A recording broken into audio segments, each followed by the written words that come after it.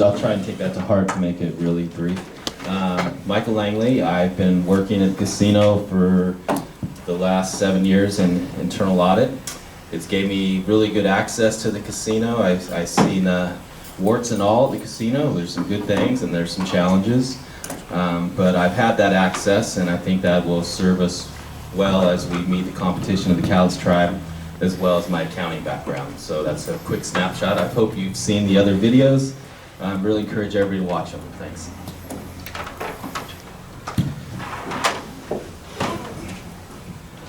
Good afternoon, Eugene. I'm Monty Hearn, roll number 2165. Descended from the Laffertys and the Linos. I do need to make a quick announcement that I managed to make it down to this one mainly because of how important I think it is to let you, Eugene members, know that you're just as important as every other tribal member. And that's my commitment to you. But I am going to have to dip out early because I have to be the minister at my father's wedding today. So, so I'm going to be dipping out at about 12:45, and so if you see me looking at my phone, I'm not being disrespectful or anything, I'm just keeping an eye on the time so that I know when I've got to hop up and get on out of here. But I look forward to your questions. Good morning, I'm Jack Kiffin Jr. I've served on the tribal council. I don't think it's on.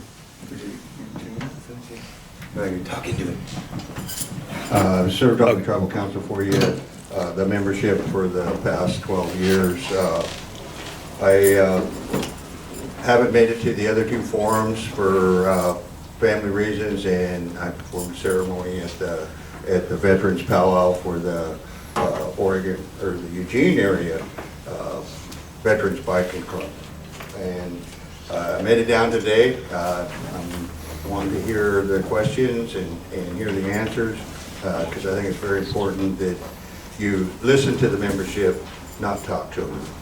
Hello, I'm Jackie Minnie Hides. I'm the daughter of Margaret Provost. I've worked on restoration from day one with my mother and others. I have a lot of experience in talking with people for our restoration rights. I believe in our tribe. Our tribe is the most important commodity we have. Our tribal members are important to me, and I believe in each and every one of you. Thank you. Good morning, everyone. My name is Kathleen George. Thank you for coming out and spending today with us.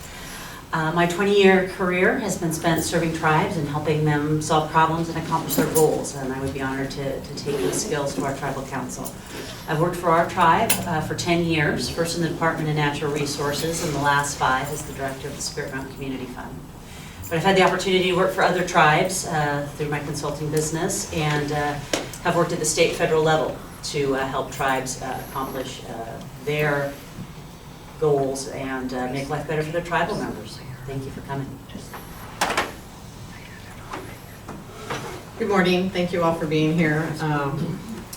My name is Denise Harvey, and I've been working for the tribe for about 14 years. I originally started working in workforce development and the human resource department and running the mentorship program. Then I was also on the gaming commission, was the chair of the gaming commission for almost 10 years, and been on council for the last 3 years. In my time of working for the tribe, I've had the opportunity to work with a lot of state and federal local agencies and have built really good relationships and rapport with those agencies that I think are beneficial to we all have to work with them within our sovereign government, and I think that building those relationships and having the ability to communicate with those people and have those people listen to you is extremely important, and I think I've done a really good job at creating those good relationships with folks. So I hope to have the opportunity to have your support for another term, and once again, thank you all for being here. Good morning all. I'm Penny DeLoe, the daughter of Val Brout. I've worked for the tribe for 22 years in 5 different departments. The last 6 years I've worked in member services where I work for the members. I've also was on the election board for 10 years, on the Fish and Wildlife board for 4 years. The tribe's very important to me. We are very lucky to have what we have, and the reason we have that is because our ancestors suffered the way they did so we could be here today and enjoy the benefits that we have. And once again, thank you, and I welcome your questions.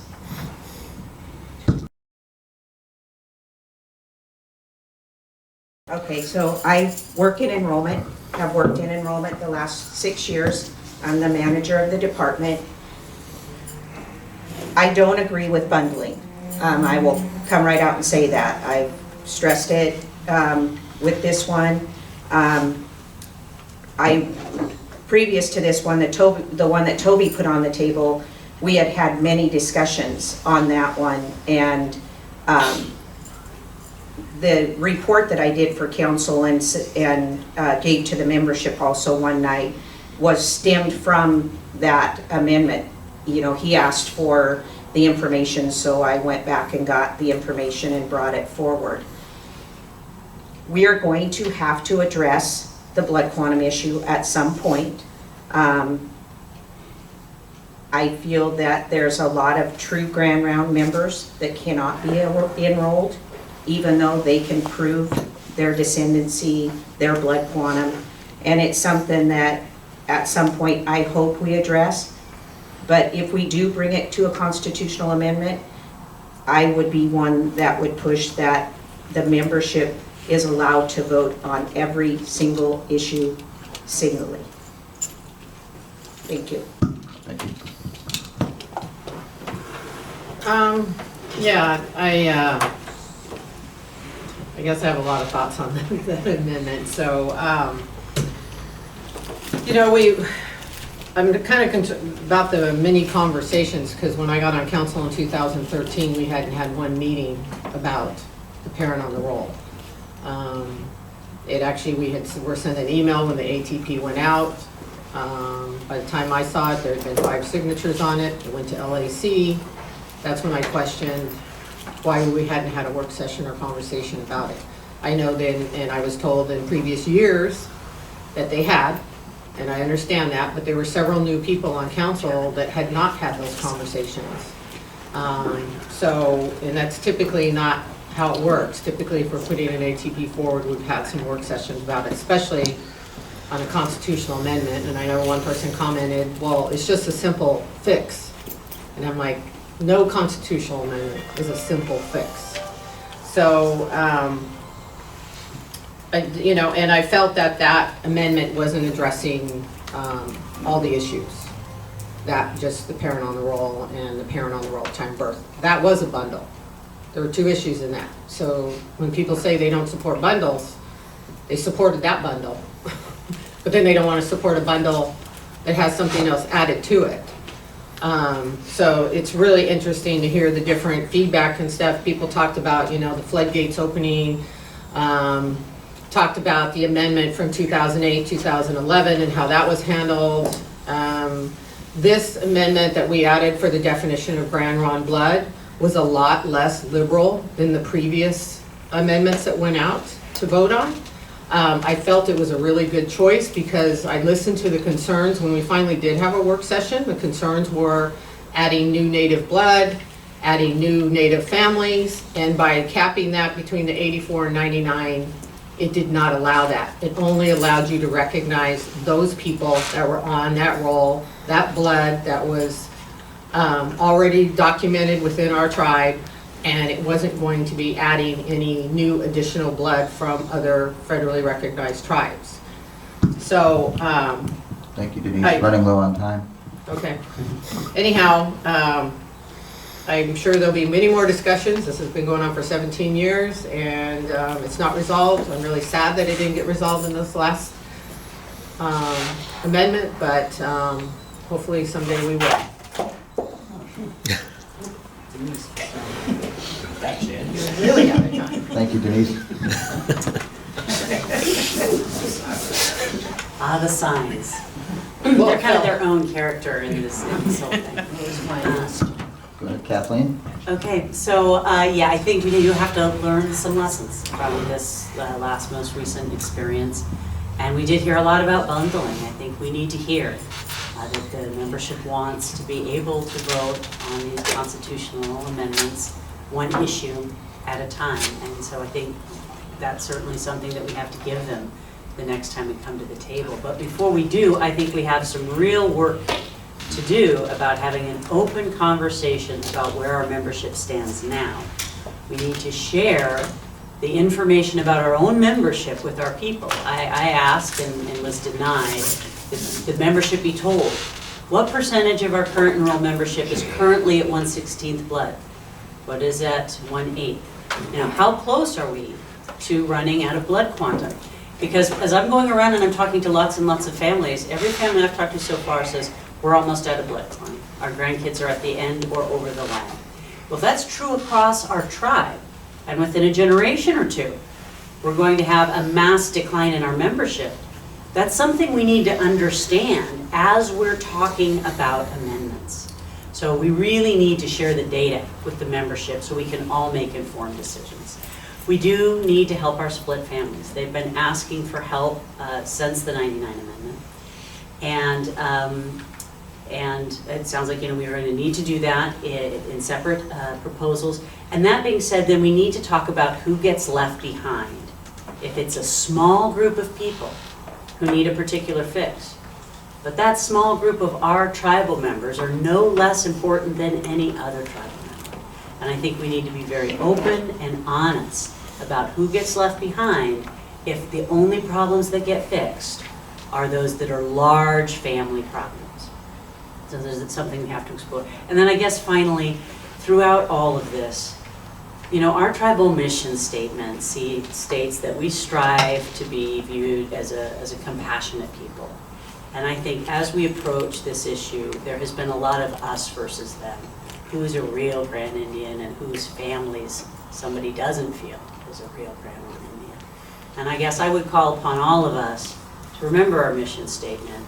Remember that we need to be people with compassionate hearts, that all families, all of our tribal families are important, are invaluable, and don't deserve to have split families, and that nobody wants their grandchild to be the one who's disenrolled. So we need to remember that and treat each other compassionately in every step. Thank you, Kathleen. Jackie? The issue with enrollment, it is always, it's going to be an ongoing thing. I don't like the word fix or Band-Aid. We need to resolve some of these problems, and I see it being case by case. And when we were starting the tribe with our restoration efforts, I believe it was 1972, we were gathering information from each family that we could find or talk to get the word out. We didn't say it's just Grand Round. It was all Indians. It was a database that we had started with, and the Urban Indian Health Board had helped us with that to get it started. And then it went to a census program, which, our restoration rule was taken off, I guess. We had other Indians in it from back Midwest or whatever that live out here. But nevertheless, we had it documented how many Indians were in the 6-county service area. And everyone has the right to be enrolled in Grand Round with their Indian blood, or like myself, my father was Sioux. That's where I got the rest of my blood quantum from my mom and from my dad. We counted it at that time. You can't get benefits from any other tribe if we're enrolled in Grand Round. That's where you get your benefits. If I was to go back to South Dakota, I would have to disenroll, live there, I think it's 2 years, and then apply for enrollment, and it's 1 day a year that they open their enrollment. I researched this before we were restored, and since have for different reasons. I believe that we need to put the amendments out there one by one, because not everybody understood those articles, the way they were bundled, and it was kind of tricky the way it was worded, and then on the other side showing another version of it. So I truly believe that each one should be put out to the tribal membership and community, and we could take, you know, their advice too. They may have some good ideas. I think that's it. Thank you, Jackie. But it's case by case, so. Do we want to take a sign break? Yeah, Okay, my stance on it is, I would recommend to the tribal council move forward with a new style of constitutional amendment. Because first of all, when you mention constitutional amendment, BIA vote, you already bestowed fear in all the tribal members. So I would propose that we come forward with a new style, and that is have conversation, develop the language, then have a 30 to 60-day comment period where the membership can ask their questions on the language, and we can get them some real-time information. Because, you know, I've been through numerous constitutional election amendments, and each time it comes up the fear factor. Well, until we educate the members on what their questions of fear is, we'll always be to the same place where it goes down. So with that 30 to 60 day comment period, I think you can have enough time to get them real information, answer their questions, and they can make their decision from an educated decision-making process rather than a fear factor. At that point then, I would suggest that after the 60 days, then the council calls for the BI election. And that time frame would start, and then if there's any more questions, there is time in that, not a lot. The BIA has a standard process, you know, and to answer any additional questions. And then when it comes to vote, I think the tribal members can make an educated vote. And I do not support the bundle. Whether everybody's got a different interpretation of bundle, you know, but I say every issue should be on the ballot to stand alone and under their own merit.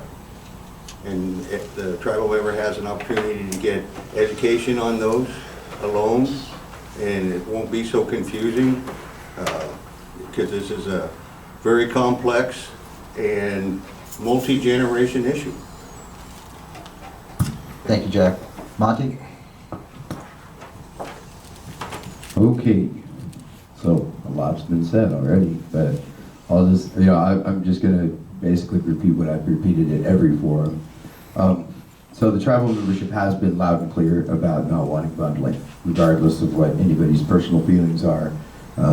That's been a pretty loud message. So we definitely need to break things down into single individual issues to vote on. I've also been very public about the fact that I voted yes in 1999, and I had no idea what kind of pain and misery that was going to create and cause in our tribe. And I'm also very, very open and honest and public about the fact that I voted yes for the last two. So my concern is that we need to heal this tribe. We're in a place where we have some significant challenges to face in the next couple of years, and I think that we need to do that by putting our best foot forward and putting a healed tribe, you know, united as one. We can do a lot. When we're fractured, I feel like, you know, the last couple of years our council's been pretty stagnant. A lot of split votes, a lot of things not moving forward. We're not healing the tribe. We're not healing split families. And you know, I have to be honest, I grew up with all the stories from my grandparents inside. David and Tomer Lino were my great-great-grandparents.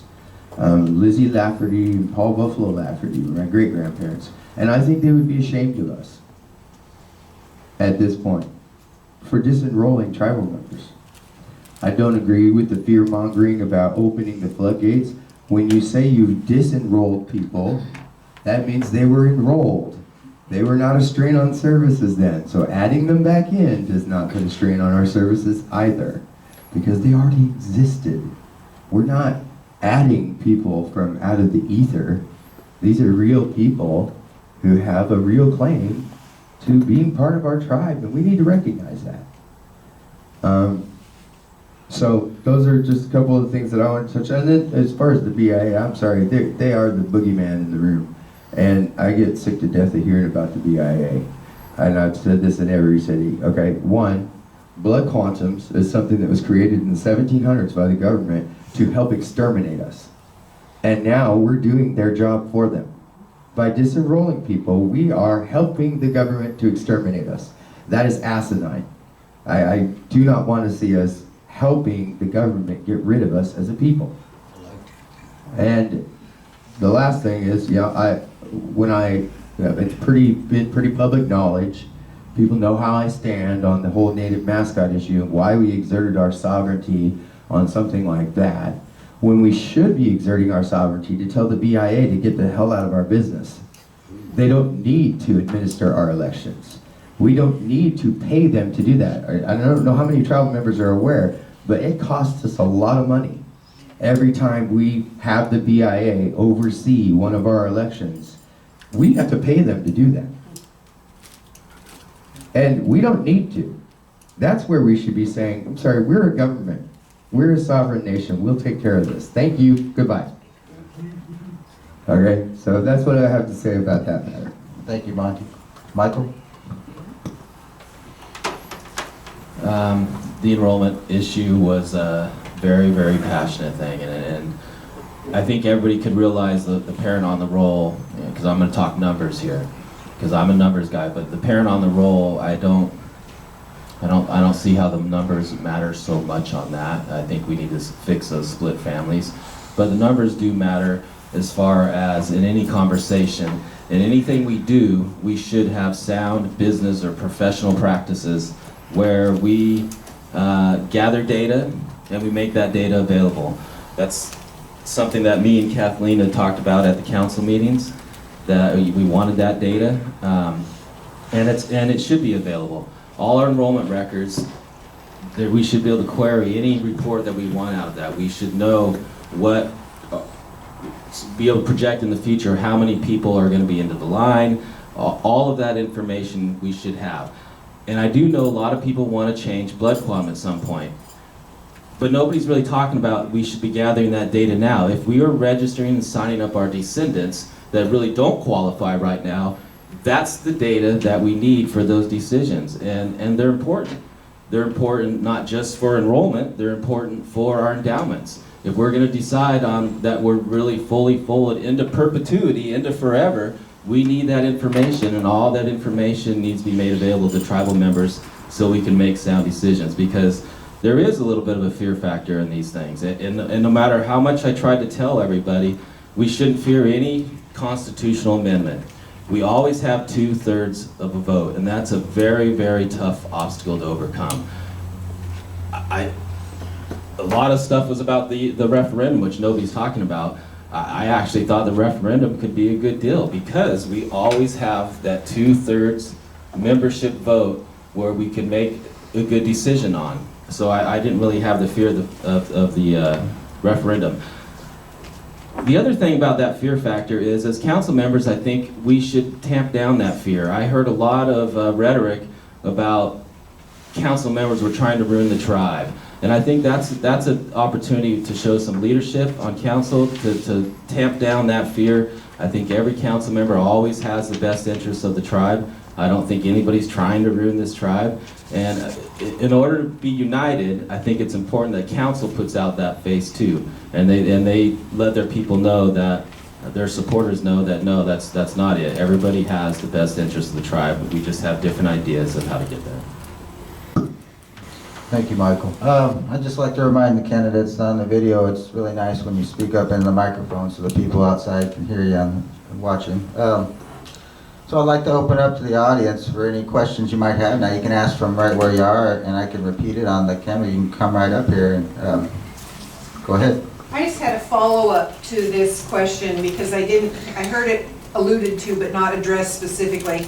There are the three main issues for the enrollment: the parent on the roll at time of birth, parent on the roll at time of application, and ancestor on the roll. Previously, when Toby put forth that amendment, he made it very clear that he had no intention of putting forth ancestor on the roll. In fact, he said point blank, he would not. And so I want to know how the candidates feel about that. If you are elected, would you be in support of putting forth ancestor on the roll as well as parent on the roll in whatever format, one by one, or however the council decides, but addressing that for those people without an ancestor on the restoration roll? So if I'm hearing you correctly, your question is, if elected, would you be willing to put parent on the roll and ancestors on the roll? Ancestor specifically. Ancestors specifically. Okay, and we'll start down there this time with Penny and come down this way.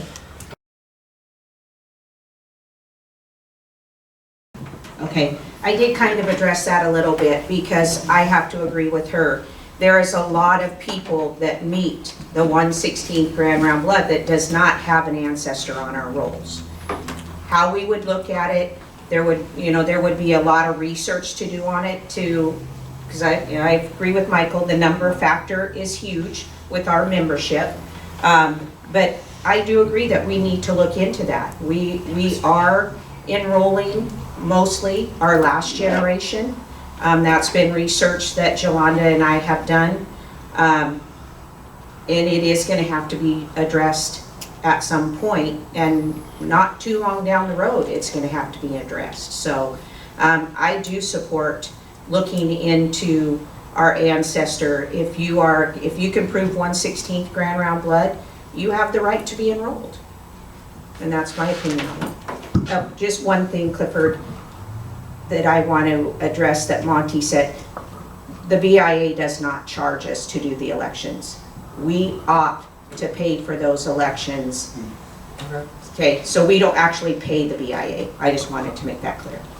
Thank you, Penny. Denise?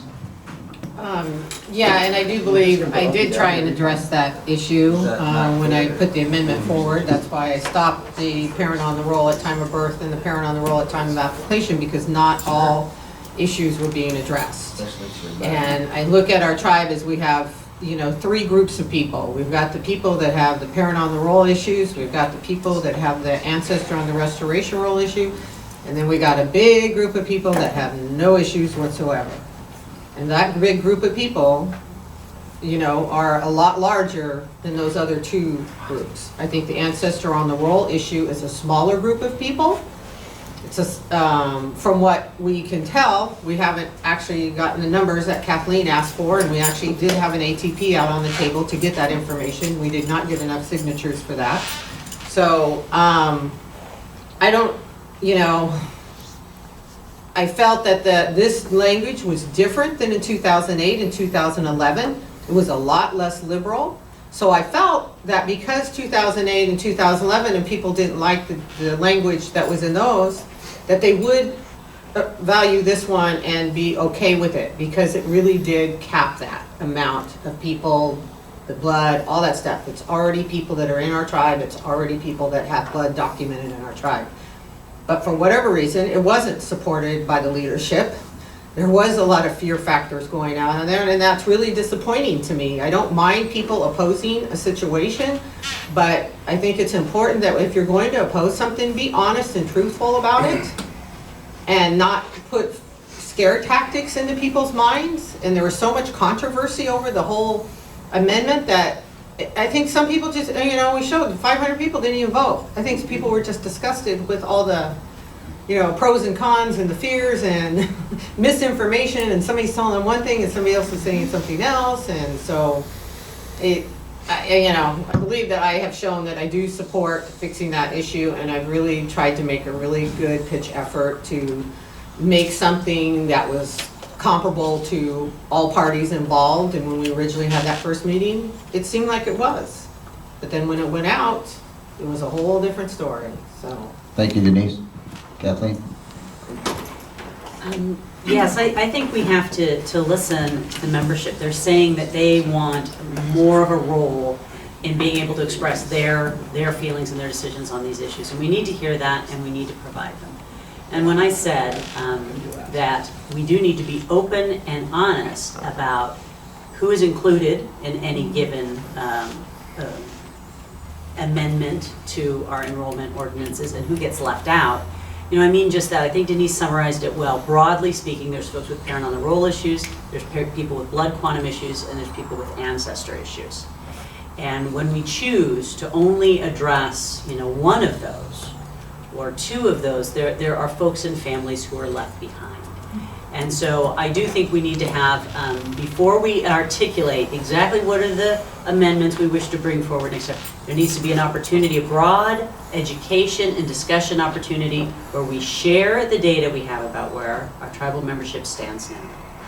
And we share what we know about the families with these various split family problems. I do think it was very disappointing how outrageous, you know, statements were made about opening the floodgates. All those people you let in could have 10 kids, and their kids could have 10 kids. Well, very few of our families have 10 kids. And we don't assume that with the people who are on the rolls. We shouldn't assume it for the people who are on the rolls. You know, I think we can tone down the rhetoric, and we can make assumptions based on what our membership looks like. And then we can be very honest about who's included and who is left behind. And those are the three main groups of folks, and they all deserve to have their issues heard, and they all deserve the opportunity to have their issues brought before the membership. Thank you, Kathleen. Jackie? Yes, I agree with having the ancestors, a grandparent on the rolls. My daughter has 7. But some are foster children. Yeah. And she got them as babies and is now in the process of adopting. But what has happened with her family, her kids are enrolled, they've got a lot of blood. And these foster children are actually her husband's niece's children. But the mother is enrolled in Siletz, but all of the rest of the family is enrolled in Grand Round. So that would be one instance where it's going to skip them. You know, they wouldn't be eligible with the way the enrollment is now. So I'm really in support of the ancestors. That's how we find out our culture and our traditions. You know, again, when we were working on restoration, we had them do both sides of the family. This side, I think, was in blue ink, and this was in red, Grand Round. But it showed, you know, the blood, how it was, and where it was at. And if they were enrolled in Siletz, we put the grandparent underneath it and said Siletz, or whatever tribe, Warm Springs, Paiute, whatever. But then we had kind of ongoing record, and it locks in the family then, and you can see where the ancestors were. And some families don't know, but this would be a way that they could find it because of their aunt and uncles have theirs documented, and some of the same names are there, so they know they're part of that family. Back before termination, that wasn't really a good system for keeping records. And I worked in the records department at Chemawa for over 10 years. And we, on that application, would write, you know, these are contract held through Grand Round, these are contract held through Siletz, these are descendants. And that was just really kind of ugly because, you know, this one could get services in the family, be contracted out to get their cast or their hospital visit, whatever. But the descendants could only get what was right there in the building. Same as our clinic Low on time. operates. But thank you. Thank you very much, Jackie. Jack. Yeah, I would be very supportive of the discussions of the 3 elements, each one of them standing alone on their own merit in an election process. I do think that The Constitution is what describes the qualification for the enrollment. So I think it's the responsibility of the membership to decide on any changes with good education and a good time frame for that to happen. You know, you've heard Denise say her expectations. You know, I think the expectation of the membership is when you rush something, that's why you see the 500 that didn't vote. You think, you know, you bestowed that fear factor. What are they trying to get by me? So I think a true time frame, true process that the membership can understand and you follow that is the key to getting into that. Thank you, Jack. Monty? Well, thank you. I guess to answer Penny, because I wasn't aware that this was a debate, I didn't think we were supposed to be talking back and forth as candidates, but you confirmed for me that we are spending a lot of money on this stuff. So regardless of whether BIA charges us or not, we're still wasting money. This is my feeling on, I think there's a way we can do it cheaper. Again, it's not a debate, so it's a forum. This is my concern. As an example, I had a partner some years ago that got enrolled with the Taliqua Cherokee tribe in Oklahoma. All of the groundwork had pretty much been done. An aunt had gotten all the birth certificates and everything to show the lineage that related them to the Taliqua band of the Cherokee. Sent in a passport photo, they mailed back a tribal ID, and even though they don't have benefits like we do, this person's now eligible for Indian Health Service clinics and it's, other services. I don't think that it's as complicated or complex an issue as people are making it out to be. We need to take into account that there are times, like in the 50s and the 60s, when people didn't want to be known as a Native American because of racism. So there's that possibility that somebody might not be on our rolls. It doesn't change the fact that if they can demonstrate what their lineage is, and that they in fact are related to someone like, in my case, my great-great-grandparents, David and Tilmer, which I share the same family as Jack. If you could demonstrate that, I don't think, why does it matter whether someone was on the roll or not? If you can demonstrate your lineage through, you've acquired, birth certificates or genealogy, then I don't see what the issue is. It just seems to me that we're muddying the waters with a lot of insular thinking and fear-mongering and things that we just don't need. We're losing sight of what we're here for, and that's to band together as a tribe. We didn't ask for it. We were forced to all be together by the government when they marched us on our Trail of Tears from Southern Oregon. But here we are, and we're a tribe now. And that means we stick together through thick and thin. Just like a close-knit family, we need to support each other. We should be working towards the health and success and wellness of every tribal member. Thank you, Monty. Michael? Well, I'm going to make this brief because, everything's been said for the most part, but I really would have to say I agree the most with what Kathleen was talking about. And again, I'm a numbers person. So Toby asked this question at the Grand Ronde Forum, and he asked, would you be willing to present each one individually? And I assumed he was also talking about the ancestor on the roll. He didn't qualify. He said each one of these individually, and my short answer was yes.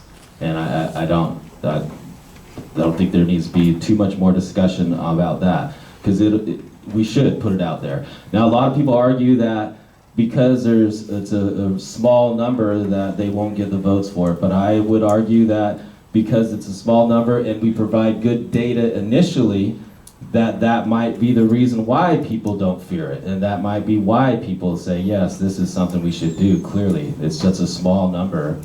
Why not do this and make what's right? So that's how I feel. Now, the only other thing I want to comment is hearing about this ATP. We hear about transparency all the time. all the time, not just from candidates, from council members. And to me, it seems like that was a perfect opportunity to demonstrate that transparency with the data. If we had the data, why only 4 council members signed it is beyond me. That should have been put out there, and I'd just be interested in each one of those no's, why it was a no. If you believe in transparency, you believe in data, every signature, that should have been a 9-vote signature. That's what I say. Those were very good answers.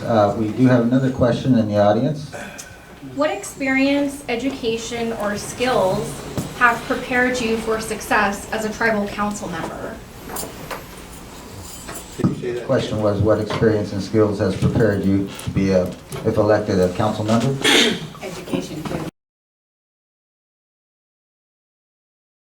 Great question. I've expressed this in a couple of other council meetings. Prior to going back to school to get 3 degrees, I worked for several Fortune 500 companies. So I've worked in corporate management, worked on doing large implementation rollouts that affected like nationwide groups of customers. I've been responsible for millions of dollars of consists, working for Union Pacific, worked in telecommunications. But now I have a philosophy degree, a communication studies degree, and a master's in educational leadership and policy. So those are my qualifications. That, and I'm extremely involved in Native affairs in Portland, Oregon.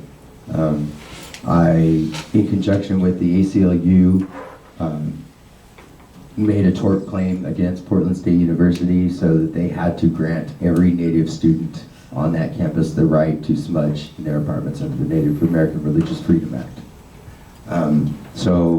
And I've worked on other Native issues and sit on several boards and work, doing a lot of volunteer work and stuff. So my heart is there as far as working for people.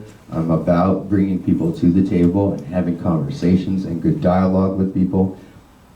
I've said several times since I started the run-up to this campaign and everything that it just slays me that people can agree to disagree and be respectful. That's something that is sorely lacking lately. And I really want to put my head and heart to work for this tribe. I'm an outside-the-box thinker, and I feel like I'm uniquely qualified. Thank you, Monty. Michael, did you? Quick rundown on that. So education, I'm accounting by my education at Portland State. Yay, Monty, right? My experience, just at the casino, I've already touched on. I've 7 years in internal audit at the casino. It's not like an IRS auditor. We're not like a compliance auditor. We're really looking at improvements in efficiency, effectiveness, including strategic objectives. It's more than just finance that we look at. But in doing so, we're really talking to employees and about what they're not doing well.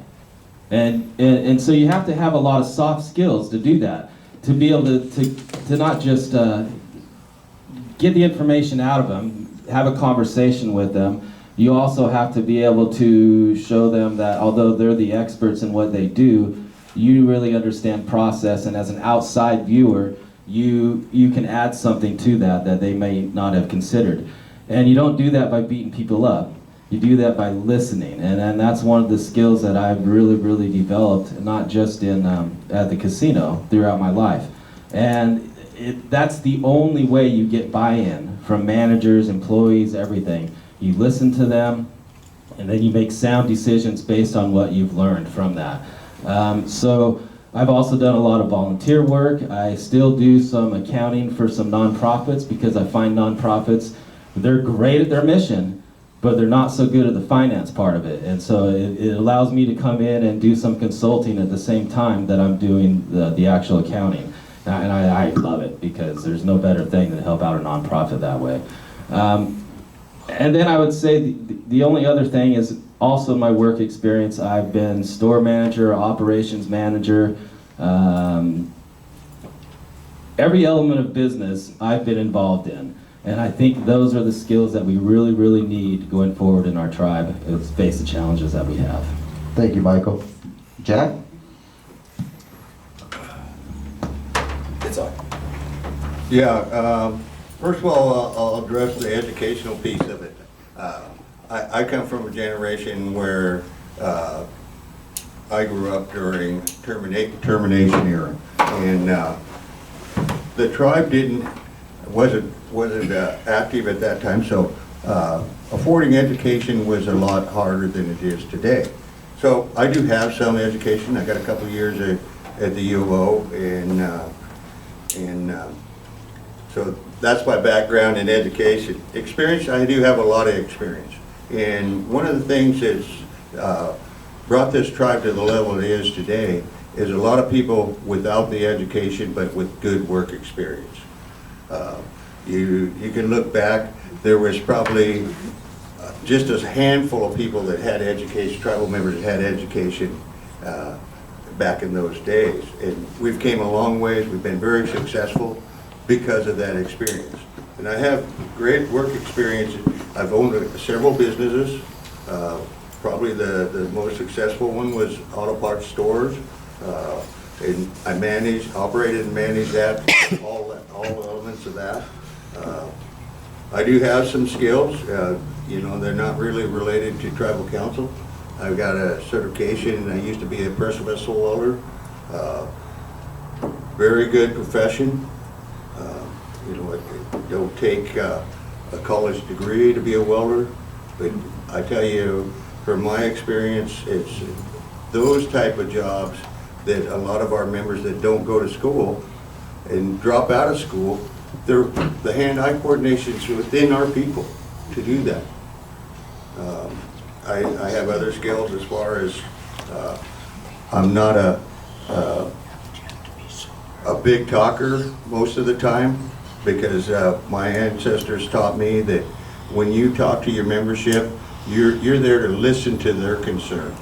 I mean, I'm not there to sell myself in those surroundings to you. I'm there to listen to you with what you got to say. Thank you. Thank you, Jack. Jackie? Hello again. My work experience and education, they all come together because my whole life has been working for a tribe, an organization, or volunteering, or teaching classes like baby boards, protocol. I worked with the Native American royalty in 3 different areas or tribes, and I've made friends through my life that have been lifetime friends that I've had since I was 19 years old. Working at Chima for 10 plus years, I began as a receptionist, and then I worked my way into medical records, became a technician there, and we always had good reports from JCHO, and you have to have that. It's just right next to a hospital certification, less than 2% errors, and we look for signatures or that the health record is complete. Anyway, I did that for 10 plus years, and then I came to work for our tribe, and I did the same thing. I worked as a contract health clerk, went to receptionist, medical secretary. And then I reached my goal as an x-ray technician. And with Jack, I began my education when we were terminated, so it's in pieces here, here, here. But after I started working at Chimama, I was fortunate to have Dr. Nuri and some of the staff there believe in me and help me with classes. And the same thing when I came to Grand Round, I did get education through the tribe. And I enjoy working with Native Americans, and I love my tribe. I believe in each and every one of our tribal members, if they're enrolled or not. And again, that brings us back to the enrollment issue. I believe it's case by case. I'm clean and sober. I live a traditional life.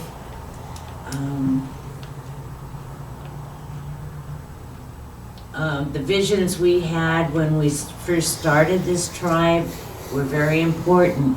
And the main three people that organized the tribe was my mother, Margaret Provost, Marvin Kimsey, and Merle Holmes. Merle Holmes. Anyhow, those three. And at that time, they had a lot of experience, but they did not have the college degrees that our people are getting now. And I think that's part of being a parent. You want more for your children and you'd like to see them excel. So I would like to see the education part of our tribe look more. What can we do for these teenagers when they become teenagers so they're not idle? And that's when they get in trouble. We need to get something going to give them the self-esteem or the tools for their life. Thank you. Thank you, Jackie. Kathleen? Yes, thank you. So I've spent 20 years working for tribes, 10 years working for our own tribe. As I mentioned earlier, I started up in the Department of Natural Resources. And then I took an opportunity to go and learn from other tribes. I worked for the Umatilla tribes for many years because they had a very successful natural resources policy department. They were changing the policy of Oregon and the Pacific Northwest around salmon recovery and clean water. And I wanted to learn how to do what they were doing so that I could do it for tribes. And so I worked for them for several years and then opened up my own consulting business doing just that, and had a successful consulting business where I worked with tribes through both Oregon and Washington, helping them accomplish their natural resource goals. And so in doing this, I'm fortunate to develop very positive relationships throughout Indian country. And now that's a difficult spot in some cases for our tribe right now. We have burned a lot of bridges. But I do feel very fortunate that I have had opportunities to work with these tribes and have very successful projects. So I can, to this day, I go to many of our tribes in Oregon and Washington, and I know I have relationships there that I can count on and continue to do so, and really treasure that credibility in Indian country. One of the things we did working together with other tribes was we changed Oregon law, Oregon water quality standards, to better protect the health of Indian people, because Indian people eat so much fish. And I think that's an example of the kind of work tribes can do when they cooperate, when we see that we have so much more in common than we do about what divides us. And that was a success. That was a long-term investment. It took 7 years, but we forced the state of Oregon, by working with our federal partners, to better protect tribal people. I know that's the kind of success we can continue to have, especially if we see the big picture and are willing to work with other tribes as partners. Out in Grand Ronde, I serve on the Sexual Assault and Violence Prevention Committee in Grand Ronde. I'm also on the board of directors at the Center for Women's Leadership at the Hatfield School of Government, because I really believe that our young women need mentors and they need to be encouraged to move up and advance their college degrees and their careers. And this is a program that's creating great results. I like to participate in those sorts of things because I like to take other models that I think will be successful for our people and learn lessons that I can bring home. I've had many opportunities to work with the Oregon State Legislature to advocate for issues on behalf of tribes. Most recently, last year, I did that to help secure funding for the Tribal Attendance Project.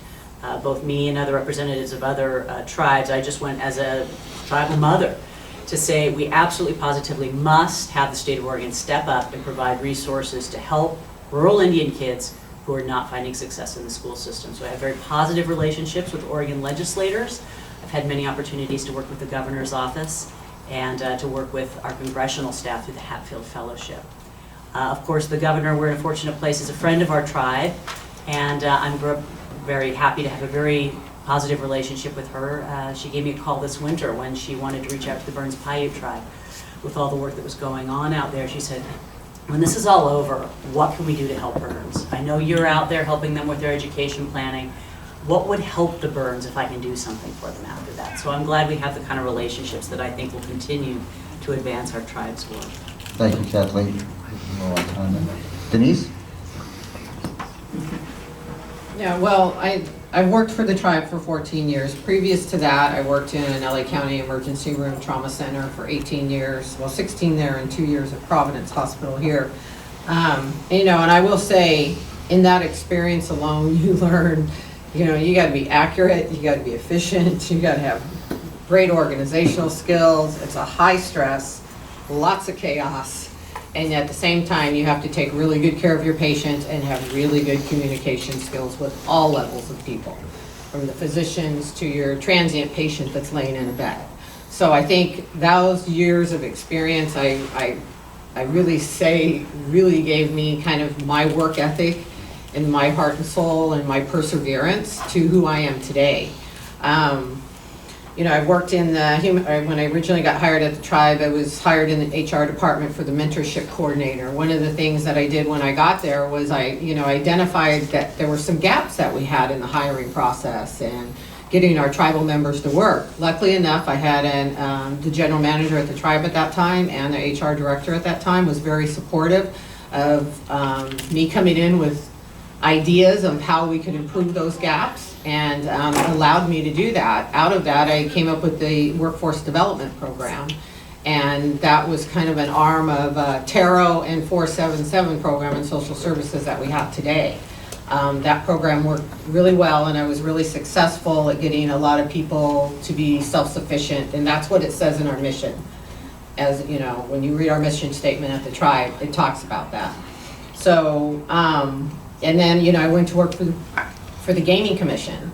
That was a whole new area of regulatory and gaming. I did it because I was really interested in how our cash cow ran and how this business supports our tribal government. And I really wanted to learn about that. And luckily enough, I was able to get a position on the Gaming Commission. I took every advantage of any training or opportunity that I had. Same thing when I worked in HR. I have HR management certificates, internal investigations, employee relations. I'm a certified organizational wellness trainer. I traveled across the country doing workshops for other tribes and private companies also. And that's it all kind of relates about the health and wellness of people and how do you take care of people, whether at work, in their jobs, in a healthcare setting, or what it is. And I look at that in the tribal government, I'm responsible for 5,300 tribal members. And what can I do to make our organization a better place for them to get the services that we are responsible to provide for them? And what services can we make better for them? So, probably call this up really quick. I did go to college for 3 years. I did not finish my last 20 credits for my bachelor's degree. I regret that every day. But at that time in my life, my son passed away. My mother became ill, and I took that was the calling on me at that time. I talked often. I went and enrolled at George Fox. Was going through all the processes to go back and finish. It just never worked out, and now that's 10, 12 years later. So I don't know that I need to go back now. So anyhow, thank you. Thank you. Penny? Okay, I'll start with, I've worked for the tribe for 22 years. When I started, I worked for small business development. Mitch made sure that we all went and took computer classes. So I took 30-some computer classes, started teaching computer classes in small business development. I helped design the database for businesses, tribal member businesses. We had business plan library that we set up.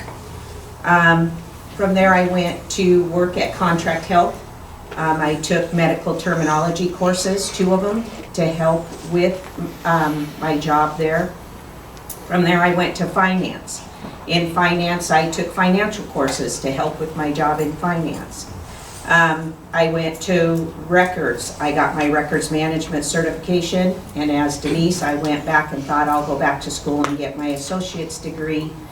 Partway into it, with my kids being so involved in sports, I felt like I was taking time away from them.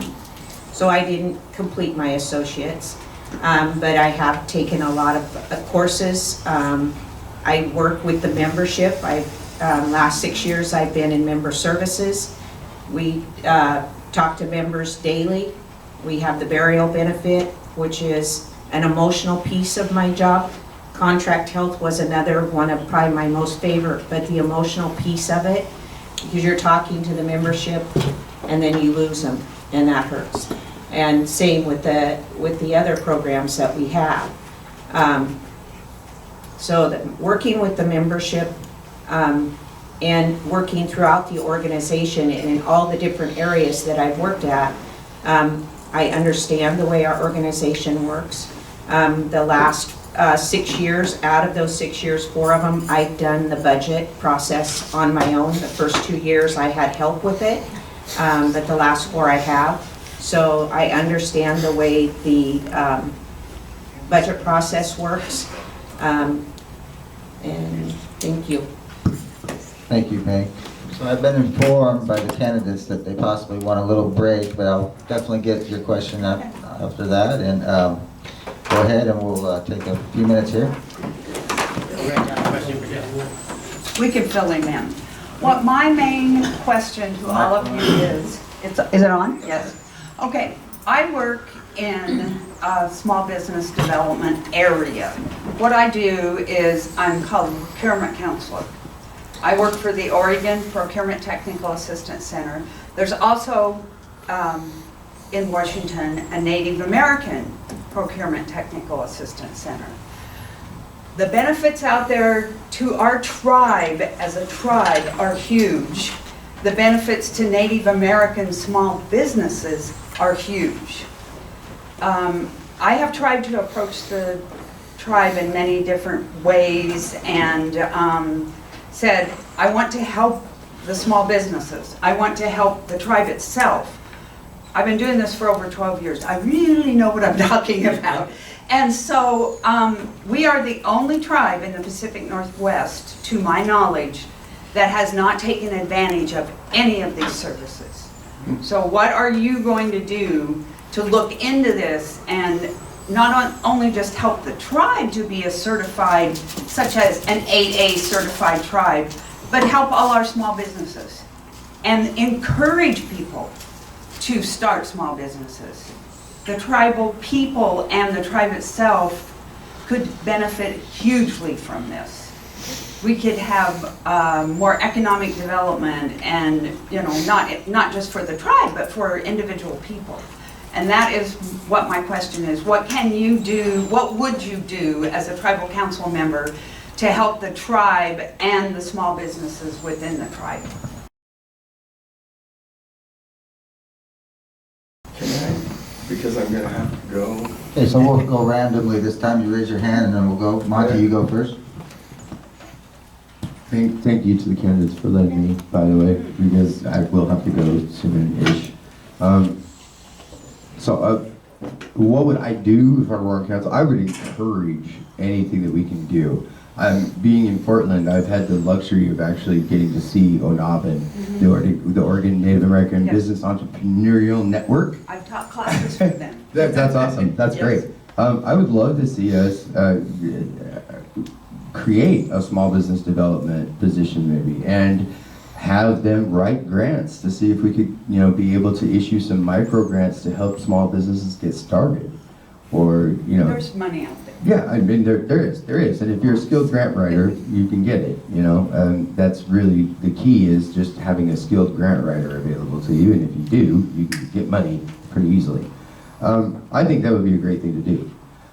We have a lot of successful business owners too, that I don't think that we tap into as a tribe, to maybe celebrate small businesses, have a day at the, you know, out at the casino or at the tribal offices where we celebrate those small business owners. I'm fortunate to get to hang out with Lisa Jones all the time from Cupcake Jones, and I love that lady, and she has got some real good business acumen, and she's a success in our tribe. She's taken a small business and turned it into a Portland icon. So I think we should celebrate those things. If you don't know, Cupcake Jones is a super famous, it's considered a tourist destination stop in the Pearl, where they do all these gourmet cupcakes. And That's a tribal member? oh yeah, Lisa Jones is a tribal member. Yeah, she's a tribal member, and it's pretty awesome. So I would support anything that we could do towards that, and I think that could be considered part of our economic development. If we had an economic development board, that would be a subset in my mind. would be a small business development office. So, Thank you, Monty. Thank you for bringing that forward, and I know a little bit, well, I guess I know quite a bit about what you're talking about. I know in 2003, I went to what they called the White Paper Summit for ODOT and road construction, and at that time, and that's really where I learned about that stuff, because at that time, they talked about that Oregon was getting $5 billion and minority-owned businesses would have preferential bidding on those projects. I remember being at that conference and actually calling the tribe, natural resource in the Brown Valley, and like, hey, you guys, have you ever thought about, because they're talking about all this stuff and there's all this opportunity. I did attempt to carry that message many times. I worked with Pete on trying to even get this small minority business through the state, which is an easier application. And I do believe I do know Lisa Jones very well, and I went to Cupcake. I actually bought a bunch of our cupcakes for one of our community meetings one time. Yeah. I took them so we could introduce her to our tribal membership. She's Catherine Harrison's granddaughter. And I think that's how she started her business, was by applying for the small business minority opportunity. And then in the Pearl, when they were developing the Pearl, they had to have a certain percentage of minority-owned businesses at a very reduced rate, and she was one of those lucky people that got her business in the Pearl and is hugely successful today. So the 8-8 we worked on, when we had our economic development director, we had them working towards that. Now, for whatever reason, I know it's a little bit of a complex process, but I think you need to have the people behind it that knows how to walk through that. And you're probably right, you probably do know. But I think that's one of the, I just wrote a letter about economic development on my website, and that was one of the things I talked about, was creating an economic development board, because these are the kinds of things that they could also work on when you have a group of business professionals and then you have an economic development director that can run the department, but you have this board of resources of people with business expertise at multiple different levels. So I really hope that we can get to that at some point. And there's lots of reasons why things take a long time at the tribe, and I can't always explain that there's a lot of logic in why that happens, but it does. It takes a long time sometimes to get things done. I'm familiar with Trading of the Rivers, Onabin. I've been to those events. I've worked with those people. So, but I do think it's, someone like you bringing that forward as a tribal member that has that skill set, and introducing that and having a board of people that can work on that with you to get the tribe to where we need to be with that. Thank you for that question. I think we have I don't understand it, Charlie, we have a challenge of seeing potential benefits in organizations that we don't know and understand sometimes at a leadership level. And I think sometimes maybe it's okay, there is some process involved and we don't really understand it, and we've got so many other priorities. But I think we're passing by some really important opportunities, and especially small business are one of the largest job creators in our economy. And our people, we know to this day from our social and economic assessment, remain underemployed. And too many of our folks are unemployed, can't find work that's right for them. One of the best ways sometimes for those people to find something that will work for them is to find the right kind of business that they can participate in. And often that can be a small business. We don't tend to participate in many of these forums that many other tribes find lots of value in. You mentioned this one. Even AT&I think recently our tribe has decided not to participate in the regional intertribal organization by which tribes share information. Now, there is a lot that can be said about wasting time at AT&I meetings. Believe me, I've been to enough of them to know. But I think it's worth our while to be in these networks of tribes who are creating solutions for their people, and I think small business is one of the most important areas. When I was starting my own small business, I benefited from Onabin classes and small business development classes at the Umatilla tribe. I know how tremendously valuable they can be. And I think they should become a priority for Grand Ronde. You look at the community of Grand Ronde that is redeveloping out there, right? We are bringing tribal members home to Grand Ronde. We have more and more housing, and yet we have a very small store that's inadequate to our community. We don't have any other amenities other than going to the casino, other cafes or a drive-through coffee. I mean, there's a lot of services. You know, there were folks complaining one night before tribal council, well, you know, there's not a safe way for me to walk to the casino. What if somebody ran folks over to the casino and there was a standard rate for that, and they could be creating some small business that could be easy for them? I guess I'm hoping that embracing these kinds of organizations that help tribal members see a need, recognize a need in their community, and then think through how could I potentially fulfill that need and support myself and my family doing so is the kind of thing I think we need to be looking for. Thank you, Thank you Kathleen. again for coming. I agree with most of what's been said, and it is a need. I've taken Onabin classes a couple of times, and I think that anybody that takes the Onabin classes is going to gain some knowledge, if not, you know, all of it. Some people in our community have voiced there's nothing there. We need something developed. I'd like to see a big store or a franchise or something come into the, not just Grand Round, but maybe on some of the land that we own, maybe, I don't know, Walmart or even Winco, something like that, because it is expensive for the people to live in Grand Round. You have to go to Willamine or Sheridan or Salem, and the people that live, well, I don't know what it's called now, but Bunsville, they spend all their food stamps at that little store, and that store, some things, it's a little better now, but some things are like 3 times the price it would be at any other store. But they have no transportation to get there. So, you know, that our tribal members really have a need for that. I believe that getting aboard with people that have experience like yourself and talking with the council or the community, we could get something going, and I would support it in full force. Yeah, thank you for this question. I do have some extensive background in developing small business. In the early 70s, I developed a small business that changed the little toy Nissan pickups and those things into 4-wheel drive. And it's a very scary and cumbersome process, and you know, I would say 99% of the time you really don't know what level of funding you have to have, you know. So to really get to the root of your question, what would I do to promote it? I'll bring this issue to the table. That's where it starts. I mean, you know, it's a very cumbersome and awkward for somebody that's never done it before to fully understand what it takes to develop that small business, to even get it on the ground.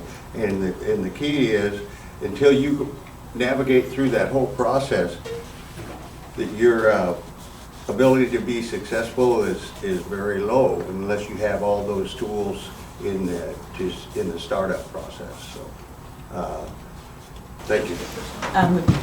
When we were raising our kids, we started a lawn mowing business and a t-shirt business, so our son didn't have to look for a job. And it helped us as a family because we were able to take vacations and stuff. When I started for the tribe, I started in small business development. And at that time, in 94 to 98, when I went to work for Contract Health, it was something that the tribe really pushed, is to get these native businesses to contact us so we could get them the information, the business plans. And at that point, it seemed to be very successful. The Onabin classes, which I don't even hear about those anymore out there.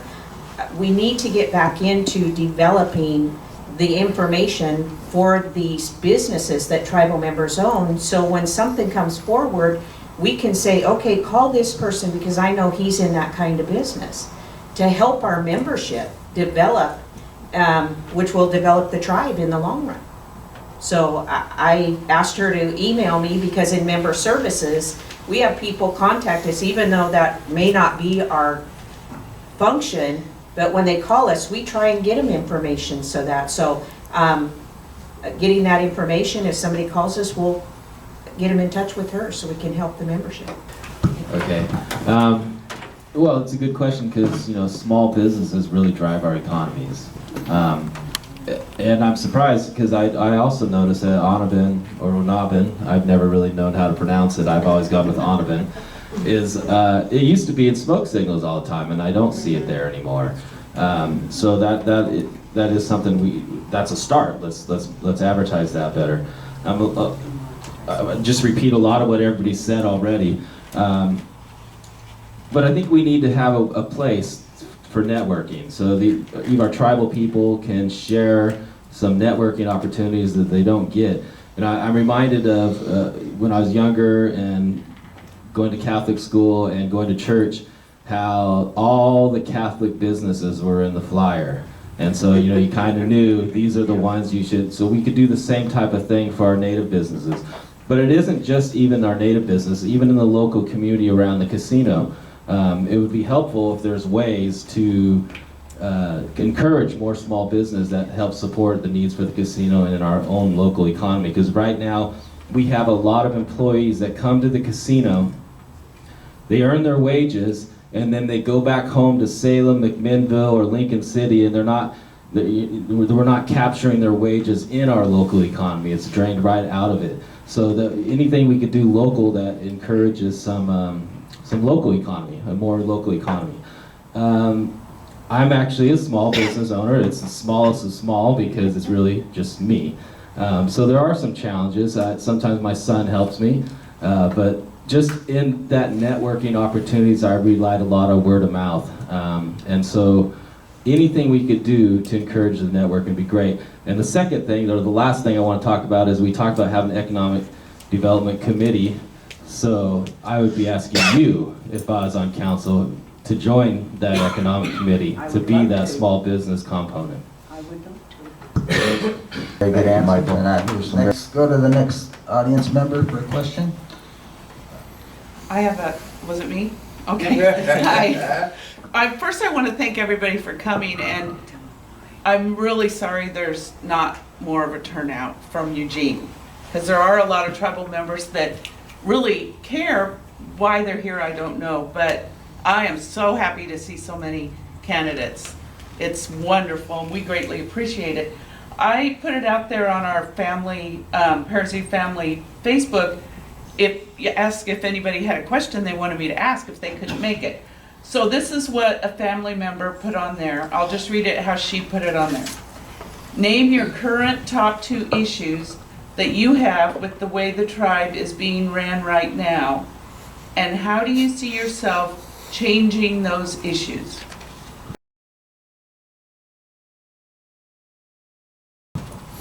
All right, so that's a pretty good question. What are the top 2 issues for your candidates, and and I see Monty wants to go first here. Well, then I gotta fly. Yeah, he's got to get out of here, so we'll let Monty go first on this question, and it's a pretty good question. Thank you. Again, no disrespect to any of the candidates or tribal members. I am literally the minister at my father's wedding today, so. So top 2 things I see, I've listed before at other candidate forums here, I think that we have 5 priorities: take care of our elders, take care of our children, education, economic development, and health. But top 2 things that need to be addressed right away: the divisiveness and the division in our council. We need people to come to the table and talk and get some things worked out so that we can move forward as a tribe. And then economic development is absolutely a concern. We went ahead we're $20 million in the hole on a Greyhound track that there's no definitive answer for what we're gonna do to develop it there. And we didn't seek any input from tribal members. Well, our endowments have taken hits before for economic adventures and shenanigans that didn't pan out. And I just read the Oregon Business Journal interview with our chairperson while we were on the break, and the kinds of things that he's proposing, like a possible housing bill. Okay, housing doesn't pay off. It's not something that, for what you invest in constructing housing and what you can charge for rent, it doesn't pay off. It's not worth it. So I kind of feel like that should be a non-starter. But entertainment thing, a hotel or a concert hall, I mean, all of these proposals involve tens of millions of dollars. Where do we pull that from? Where do we take that money from? We really need to address these issues and figure this out and do it wisely, or we may be left holding the bag on another huge money pit like microgreen. And I really don't want to see that happen again. So I believe those are the top two things in my opinion. We need to have some kind of plan, and we need to get people brought to the table. That's what I would hope to do, is get everybody to the table and talking more often. I've asked council members, like, how often do you guys actually sit down and talk about stuff? And the response is, it's not a positive thing. I was really shocked and dismayed, and thought, man, wow, we really need to work on that then. So that's my thing, and with that, I do have to split, and I'm so sorry that I have to, but Thank you, it's a Monty. big thing. Thank you. Thanks for coming. Okay, of course, enrollment is, one of it's the hot issue. And then it would have to come to the table, have some planning, discussion with tribal members, council. That's how I would handle that. And the other thing is economic development, and I would like to see a 5-year plan, a 10-year plan, something down the line, so we aren't going in, I don't know, the wrong direction, or misled into investments that aren't good. And with those plans, I think planning for the tribal members and our community, if we have it laid out, what we'd like to see, maybe 3 major things to happen in that time period, and if it carries on, or tribal members and what's happening with our land and our development of that. We own a lot of land. Is it all just sitting? If so, can we do something with it to make some money? I would like to see the casino be updated or in a resort type of business, so there's more to do there than the kids in the arcade, a couple hours, they're done with that, while the parents are still gambling their family. So I like to make it more family-oriented, so more people would come in there. And I know that we're usually full, but we can be so much more. Yeah, the two issues I think are that rise to the top right now is enrollment, and I think I've given you a fairly good stance where I am with that.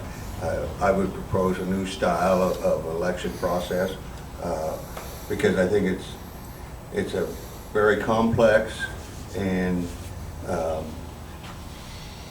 very heartfelt issue that we need to address right away. And my second one is kind of the competition, economic development, kind of a two-layered question. I think that we got to address the competition coming forward, and I think we've started probably a year and a half, 2 years ago with that strategy.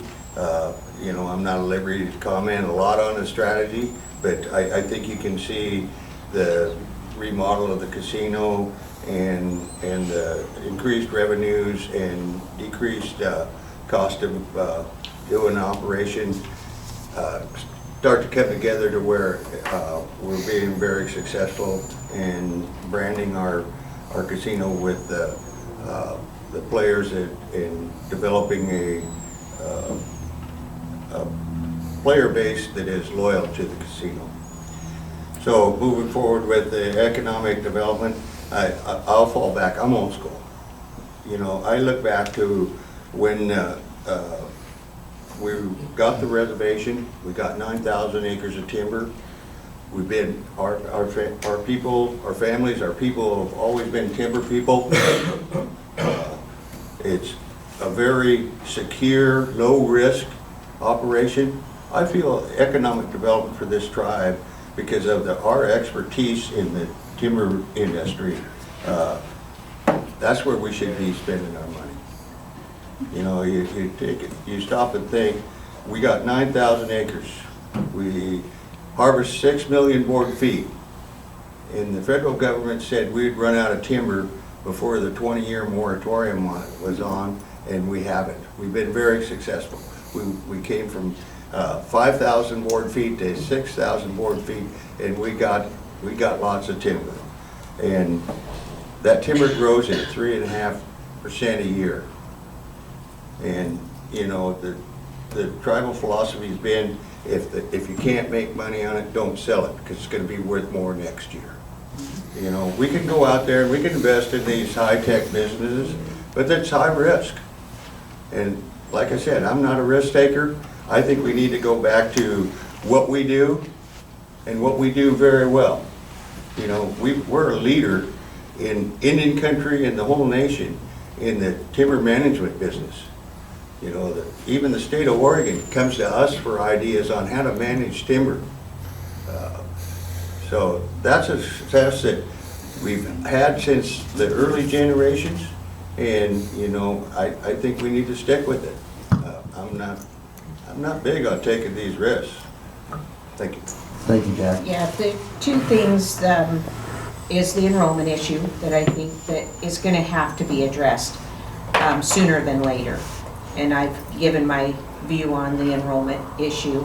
And as far as economic development, at the forum Wednesday night, I talked about we need to look at making our casino a destination place.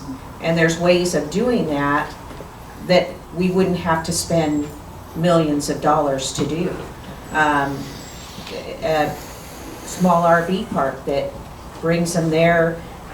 Something that my sister brought up that I never thought about. How many people are now traveling with their pets, but yet they can't leave them in a car?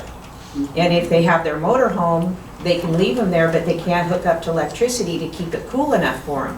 So if you had a small RV park that they could hook up to electricity, they could run the air conditioner, they could spend hours in the casino, their pets would be fine. I have to agree with Jack. My whole family, my dad and uncles and everybody were loggers. And that's a sustainable resource that we would have year after year after year. As long as we manage it, it's a great resource that we could have. So there's a lot of opportunities out there without being scared to lose millions of dollars that we need to look at. So that's my, thank you. Thank you, Patty. Denise? Yeah, and it's a little hard to pick two things because there's a lot. I mean, I'll tell you, I'm working for the tribe and then getting on council, and I think there's been a lot of things that could have been done over, you know, the last 5-10 years where we wouldn't. I feel like there's this where we're all backing up and it's all piling up, and there's all these things that need to be, and then now we're dealing with this possible economic issue that's facing us. And so I'm gonna touch on these real quick. I mean, I was so excited about the amendment going out. I really thought we were gonna finally resolve this issue after 17 years. I'm really sad that hasn't happened, because that was a start and we could have started moving forward, but we're still stuck in that, with that obstacle in our way. Economic development is really important, whether it's creating our casino into a resort, doing other, investing in timber. I know the timber investment thing has been really kind of heightened at this point, but I'm kind of wondering, why is it now all of a sudden, when we have all these timber experts in our tribe and on our council that haven't been doing that for periods of time? It's like all of a sudden it's the hot topic at the table. So it has me a little. And it's a long-term investment. It's not a quick return on investment. These are long-term investments, which I have no issue with that. But we have a lot of economic crisis coming to us and things to figure out. So that's really. But at the same time, we have, our programs need to make sure that they're running efficiently and providing the right services for our people. There's organizational structure issues. There's ordinance issues. There's transparency. I'm trying to open it up because I want the members to know. You guys own, I look at you guys as, shareholders in the tribe, and you should know what we're doing. I have no problem with that, and accountability. So there's a lot of internal things that need to be really paid attention to, but then there's all these outside, bigger issues too. So, thank you. Thank you, Denise. Kathleen? Yeah, it is hard to pick two, but I think it's also very fair of you to ask us to pick two. So my number one priority would have to be enhancing tribal council accountability. I know there's been a lot said about this, but I really believe it deeply, and it's worth repeating. I think our tribal council must be as open and honest with the membership as they possibly can. I think right now we've gotten into a bad habit of having unnecessary executive sessions to keep conversations that the council is concerned might be controversial away from membership ears.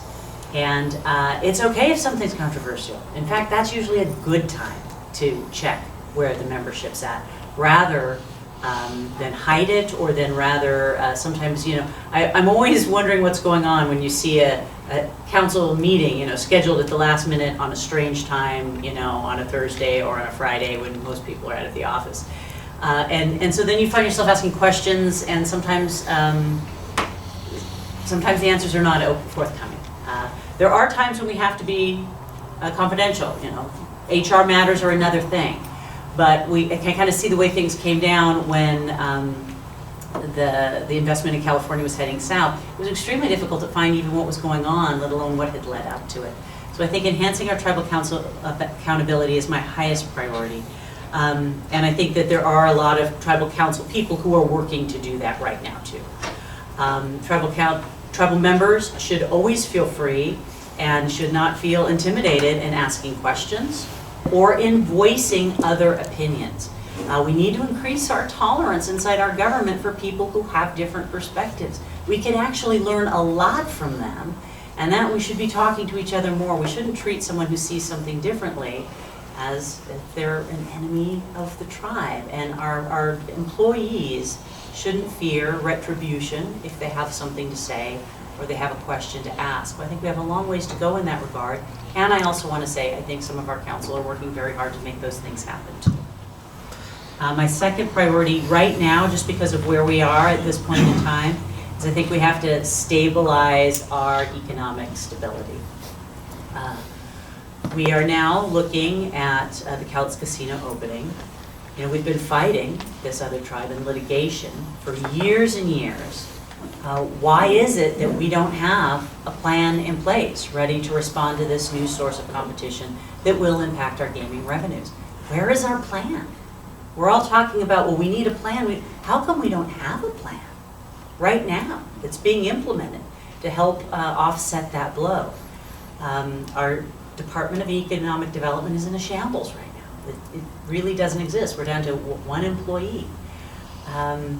And this is when we need it most, and when we've needed it most for many, many years. So I think that is extremely unfortunate. I think we do need a board of economic experts to advise our council. Our council will always remain the decision makers. That is not the issue. But we need to bring the best business minds in Oregon to the table to assist our tribe so that we make wise investments. And at the same time, we do have to remember that our casino is going to remain our economic engine. Yes, we will sustain new competition, but folks have really known that would probably happen for a very long time. And so we need to keep that casino a premier gaming destination in the Pacific Northwest. I think the renovation that's going on right now is excellent, but we need to be setting aside a fund to keep that facility in top shape, to keep attracting Oregon gamers and high rollers, who are really the folks who put most of the profits into that building. And so, we need to be investing in its infrastructure on a regular basis. I don't have access to the details, but my understanding is we skim off every last penny of profit we can to send directly to the tribe. And while, of course, it's important for us to fund our programs, we can't indefinitely put off reinvesting in our economic engine. So we need to make sure that that facility is always, up to par. Kitchens need updated. The infrastructure needs to be upheld, and so that will remain our economic engine. But we do need an economic development board to come up with new sources. Yeah, thank you. Michael, I saw you shaking your head. Yes. Well, because the casino is our main engine of revenue, and it will always be. We can take a 40% hit and we're still not going to get the same return out of any business we do.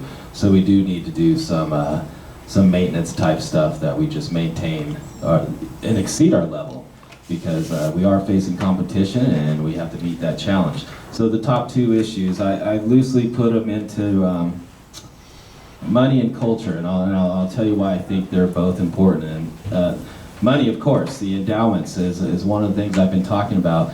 We really don't have sound practice with our endowments right now, as far as there's no definition of what fully invested is right now. We don't know if they're fully funded. We think they are. They could be overfunded. We don't have the raw data that goes into that type of analysis. And we should, because that's very, very important. We allow 15% of our earnings off our endowments right now to go towards other projects. And it's thought that that's a prudent number because it's a small number, just the earnings.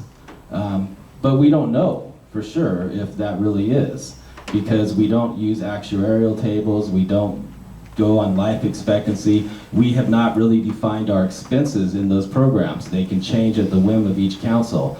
So that makes me really, really nervous. I think we need to really define that, and that where that is also important is if we're going to expand enrollment, that's going to impact whether those endowments are fully funded or not. So that type of conversation, that's very important to me, and I think that's one of them. But as well, on the money side, is economic development. We need to find some ways to support the casino that are not gambling related. We need to find some ways to pull people off that highway. I've stood outside on the highway with my clicker and counted how many cars go by, and it's surprising how many vehicles exposure we have, that if we could get them to pull off for some other activity, maybe stick around in our community, help the small businesses that we're going to develop in the community at the same time, then we'll get some economies of a scale going too, and especially like the development of that. You know, nobody's talked about hemp today, but hemp does everything that timber does, every bit of it, and some of it better, some of it more efficient. So I think that not looking at hemp is an issue. We need to have a full study on that, what we could do. It's been said before that hemp, we are one of 5 states that actually have hemp in the Farm Bill. So we still have an opportunity to get into that more at the ground floor level, and I'd like to explore that. Now, culture. For me, our culture is something that we have an opportunity to find some common ground. There's a lot of tribes within the Confederation, but there's a lot of commonalities in that culture, and we need to really push that. More so because what we decide on that, if we're developing strategic plans, if we're developing a 5-10 year, is how we are going to embed our culture into all our business ventures, because it's important. How are we going to take care of our employees? You know, as tribal members, we all have health insurance, but we're charging our employees for that same health insurance coverage. And you know, that's difficult for some people that, wow, you're a tribal member, you get free health coverage, but we don't. And that causes a division just between the tribal and non-tribal in our businesses. But you know, sustainability practices. If we value that as a tribe, then we need to make sure all our businesses are following that. So you know, taking care of families, taking care of our environment, all those things need to be embedded in any business venture we do. But I do think that culture piece is also a way that we can move past some of this partisanship that we've had lately. If we can find things that we agree on and try and build those successes, I think that's the way, because there has been a lot of partisanship, and I would like to see that change. So I think those are the 2 things, if I had to say 2, although there's more than 2 in there, those would be my focus. Thank you, Mike. Looks like we have another question in the audience. I think we got time for a couple more. Go ahead. Do you feel the tribe could be more transparent? And if so, how? Pretty good question. Do you feel the tribe should be more transparent? And if so, how? And we'll start out with Michael Langley, please. Yes, it can be more transparent. You know, and that's what I like about accounting and auditing, right? you don't, in accounting, there's no view about whose side you're on. It's just the numbers. And so if you're a good accountant, you have good numbers and you present them. You don't have to sell anything. The numbers are what they are, and you shouldn't be afraid of them. They can only educate us in good decision making. Same as internal audit. You shouldn't fear that, because the information that's gleaned from that is information that can only benefit any process that you're looking at. So, we just talked about the ATP for sharing of the information for enrollment. It is still surprising to me that 9 people didn't agree to that. That seems to be a good example of how much people really do value transparency, because those would be numbers that would have been helpful in any kind of decision making, not just enrollment. Any numbers we have, I would share it with the membership. I just think it's important to. One of the things, though, that I think we don't do, and it's always bothered me, and I know Penny probably has some of the answer on enrollment, but I understand there's going to be some cases that they need to be closed and not be shared. But when we bring somebody in the tribe, all we know is there's infant number this, and we should be celebrating this. I want to know the names, and if there's a legitimate legal reason why they can't have their name shared because of adoption or somebody, then that's fine. Those would be the ones that we John Doe or whatever, and we have the number. But I would love to see each infant, each enrolled member that comes into the tribe, we know that person's name, because they're not numbers, they're people. And I think that's one of the things that we can do is, if you're talking about transparency, it's kind of related, but I would love to see that, because we should be celebrating everybody that comes into the tribe. Thank you, Michael. Yeah, well, I spoke already on transparency. I just recently wrote a blog post about transparency, and that the tribal members are shareholders and they should have information. We just passed at the last Wednesday night meeting, and it's out for a 30-day public comment on the financial ordinance and public records ordinance. I'm real happy that we got the 8 votes that we got on that during LAC, because it wasn't that easy getting it to LAC. So hopefully that thought process has changed, and I'm excited about that, because I think we shouldn't be keeping things hid from our members, especially, and there's certain financial things that need to be kind of kept on the down low for investment reasons, or for, if we're looking at a property, we want somebody coming in and topping us on the price or whatever it is. But there's a lot of things that I feel like we keep undercover for, there's some public issues we're dealing with right now that are in the media and in the justice systems that I can't even ask a question about, me, myself, and these are things that are out in the media. So it's really interesting to me that we don't, and our members read the papers, they listen on the news, they know things. We should be able to have those conversations. So I think we've been really looking and trying to change that transparency. Michael mentioned the initiative and referendum. We were trying to give the people more of a vote. I'm still to this day probably as shocked as he is that did not pass, because I can't figure out why the people would not want more of a voice in the tribe. It wasn't going to change the Constitution, it was just going to give them a voicing opportunity. So it's interesting that they did not pass that for whatever reasons that is.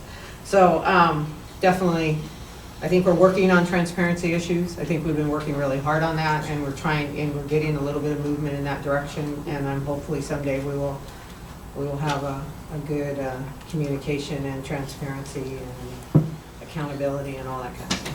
So, thank you for your question. Thank you, Yeah, Denise. transparency, that's a tough issue.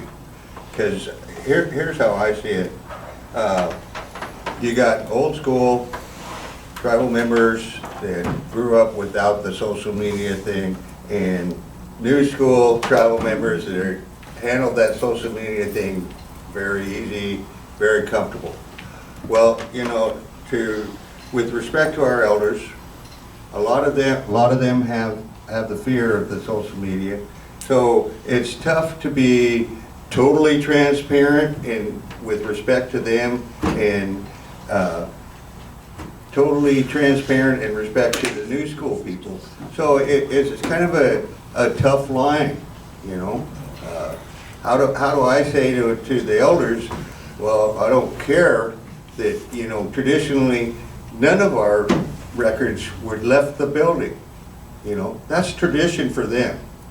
So for me to say, I don't care about your tradition, and say, I'm gonna send anything and everything out to the tribal members, that's disrespectful.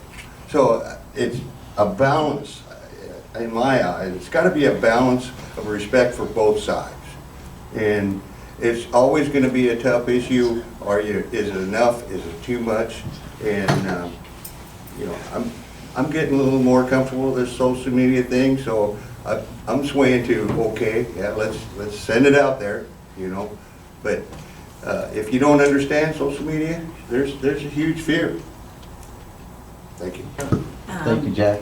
Transparency, I think it comes in many forms, you know, and it's just like, if I was on council, I don't believe we should have a gag order, but, you know, out of respect to the project or the issue on the table, it's agreed, let's not talk about this in public till we know all of the facts, what needs to be mentioned and what doesn't need to be mentioned.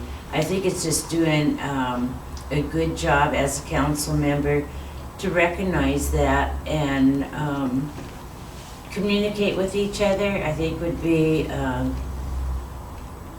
the way, and put out what the facts to the members. Not, well, maybe this, maybe that, or, you know, I get questions that, you know, I can't answer because I'm not on council. I don't know all of the facts, you know, and there'll be a time that I can't say all of the facts. But maybe in our investment in our economic board, there would be a cap on money or expenditures. We're not going to spend $20,000 without the tribal members knowing. You know, maybe up to $5,000 the council could make that decision. But you know, you're putting a lot of money out there, and that's what people hear. They're going to hear the negative first. So you know, I think there would have to be a good way to introduce it to the public, and they don't hear it on the news and everybody's going, oh, we gotta buy horses now or dogs, you know. Just joking.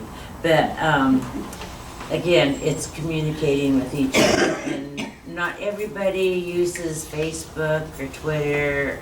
My mom has a phone, but she doesn't understand a lot of the different programs. Some yes, but like Jack said, that generation is old school. I don't know all about my phone either. There's things it does I don't know. But you know, that's the way our membership is moving. The membership is younger. We've lost a lot of elders. We've lost a lot of culture and traditions. When we lost our elders, I think we've got a pretty good oral history, but again, in that age group or that era, they didn't want to be full Indian blood. They were only saying, I'm a 4, so that made them legal to be able to have alcohol and stuff. So we have a lot of that in our enrollment that hasn't been recognized too. And with putting ancestors on that, you would see the blood quantum come up. Thank you. Thank you, Jackie. Yeah, let's go Kathleen. Did you want to go? Did you? Go ahead. Okay, I'm sorry. That's fine. So I think transparency is something we really need to work on. And I think it's important to kind of distinguish between some issues that sometimes get lumped together. So when I say transparency, I mean providing opportunities for the membership to know as much about what our government is doing on our behalf as we can. Now, transparency does not mean that you have to reveal confidential, private information. Okay, so there's a fair distinction there. It doesn't mean personnel records. And there's other times that are perfectly appropriate. Purchasing, you negotiate what's going to be our strategy on purchasing something, particularly business interests or legal matters of a sensitive nature. Those are all perfectly legitimate to keep private. What it is, it's a broader policy though, is if we don't have one of those critical issues raised, then we do not by default have, for example, it wouldn't be default to have all the updates with the general manager necessarily. Executive session, which maybe doesn't always happen, but it's certainly very frequently. Or almost all updates with legal staff or with the chief of staff in confidential session, or sessions about just programs and conversations with the tribes that appear to be in executive session, because we never get to see that. We haven't seen where it happens. And then there's also a way, when you do have to keep things private, to identify, well, we're dealing with personnel issues. So at least the membership kind of understands, oh, that's an appropriately confidential matter, rather than we just don't know why we don't have any access to this whenever the GM talks to the council, so none of that is ever available to us to view. One of the other challenges, I think, just thinking forward, that if, for somebody serving on tribal council, if when they happen to be away, maybe they don't make a meeting, if no records are kept, even for the council's benefit, just even records or recordings exclusively for the council's benefit, I think could be important, because when that council member comes back, they may very well wish to update themselves on, well, what happened while I was gone? I want to get up to speed and be able to be effective. So I think there's even reasons for council's own business that some of those things should be reported so that we can conduct our business well. The issues of the ATP voting, I think it's a great thing that those ATPs have been shared with the membership. But the challenge right now, and a good example of this was the request to share with the membership information about our own enrollment, is that folks just don't vote at all. Not only do they not bother to vote no, but they just refuse to vote. And then the ATP meets a time limit where it dies, it's no longer valid. And then I think that's missed accountability to membership. If you're opposed to that ATP, that's perfectly fine. You're our elected leader, you get to vote. But please do us all the courtesy of saying so then perhaps we can ask you why. And the membership has an opportunity to talk to their leaderships about why you were for something or why you were against something. I think sometimes these things aren't transparent because people are afraid, well, somebody's going to want to argue with me about that. But that's what you get to do in a government. That's what you get to do in elected democracy. You get to talk to your leadership about why they do what they do. And that's actually part of our accountability, how we decide whether or not, okay, I do think that person's doing a good job, or I really want to talk to that person because I'm concerned about where they're going. So those are some of my thoughts in that regard. And I just hope that we continue to have these conversations. I know they're going on a lot. I think the more we have them, the more it's going to become a priority for our leadership. And so thanks for your question. I think it's a great one. Thank you, Kathleen. Go to Penny. Feel that transparency can be good and it can be bad. So I truly agree with Kathleen on this one, that there are certain things that the membership needs to know so that us as council people can address them on how they feel, instead of keeping it behind closed doors and never knowing truly how the membership feels. So I agree with that, but on some business ventures and that kind of stuff, we do need to keep things, you know, under wraps so that other businesses don't find out what we're doing. And answering to Michael's question about the enrollment piece, we're following the ordinance. and they're kids, you know, so you don't put their name out there. Pre-18, we won't give information to anybody but their parent. So there you go. It's, once again, transparency, but if somebody is living with an aunt and she has guardianship, I can't talk to a mom. I can't talk to a dad. You know, even though they're the biological parents, they don't have guardianship. So it's a fine line there on what we can talk about and what we can't talk about. I'd like to see more things transparent as far as enrollment goes. I can't, if somebody walked up to me and said, can you give me my family tree? Yeah. No, I'm sorry, I can't. Why not? That is their family lineage. They need to know where they come from. I understand, I don't want to give their birth date, I don't want to give their, but I can't tell them who their great granny is. they may not know. I can pull it up on the system and print it off in 2 seconds. It's been a huge thing that's been talked about between culture and us. Why can't one of us provide that to the membership? That's their lineage. Why can they not know that? So transparency can work good, work bad. It's especially in enrollment, I would like to see us be a little bit more lenient than we are. Thank you. Okay, thank you. It really would be interesting to know the answer to that question, why we can't have that information, but that's something try to maybe catch at a later date. Does anybody have any other questions? Okay, let's go ahead. Well, first I have a statement about, we are very well known in Indian country. However, not all of it is good. And I've been made aware of a situation where it was horrible, professionally for a person. In other words, somebody from another tribe told the person they did not trust them, they did not want them anywhere near any of their documents because they were from our tribe.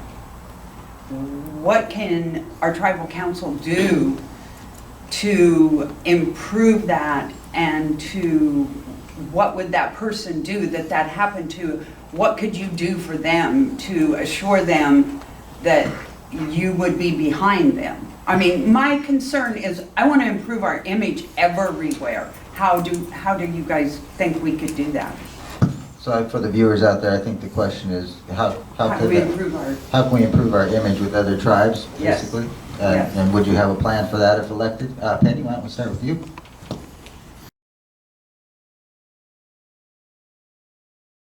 I know in all of the different things that we have fought with other tribes has put us in a position of not being well liked. I was at a conference with Yolanda a year ago, and she said, oh, the Warm Springs people are here and they're so nice. And I said, did you tell them where you're from? And she said, oh no. She did, and they didn't speak to her the rest of the conference. It's our responsibility to let them know that, yes, we stood on a certain issue, but it wasn't meant to hurt them personally. And we just have to learn to rebuild those. When I go someplace on a conference or an enrollment thing or anything, I make sure to talk to those people to let them know that we are here to help them. Don't be afraid to call me. I'll do as much as I can. But it's going to take all of us to build that respect back from those tribes and let them know that we are willing to heal those past wounds and move forward and make things good again between all of us, all of the tribes, no matter where you're at or who you're dealing with. And I think that's very important. Thank you. Thank you, Penny. Yeah, and that is an issue, and that's something I've dealt with a lot because I am out there in the public. I do a lot of the public representation for the tribe, have for a long time, being on the gaming commission, been back to DC and know a lot of people back there. And it is common, and it's sad sometimes when they come and, they're like, and I will say I think it's those relationships that you build with those people, because there's a lot of times like somebody told me the other day, they talked about me being a part of some organization, and somebody said, or a part of this group, and they said, oh, you have one of the tribal council people from Grand Ron there? And the person goes, oh no, she's a really nice lady, you're gonna really like her. And I felt bad that tribal member had to defend me or us in that way. But it's going to take some time.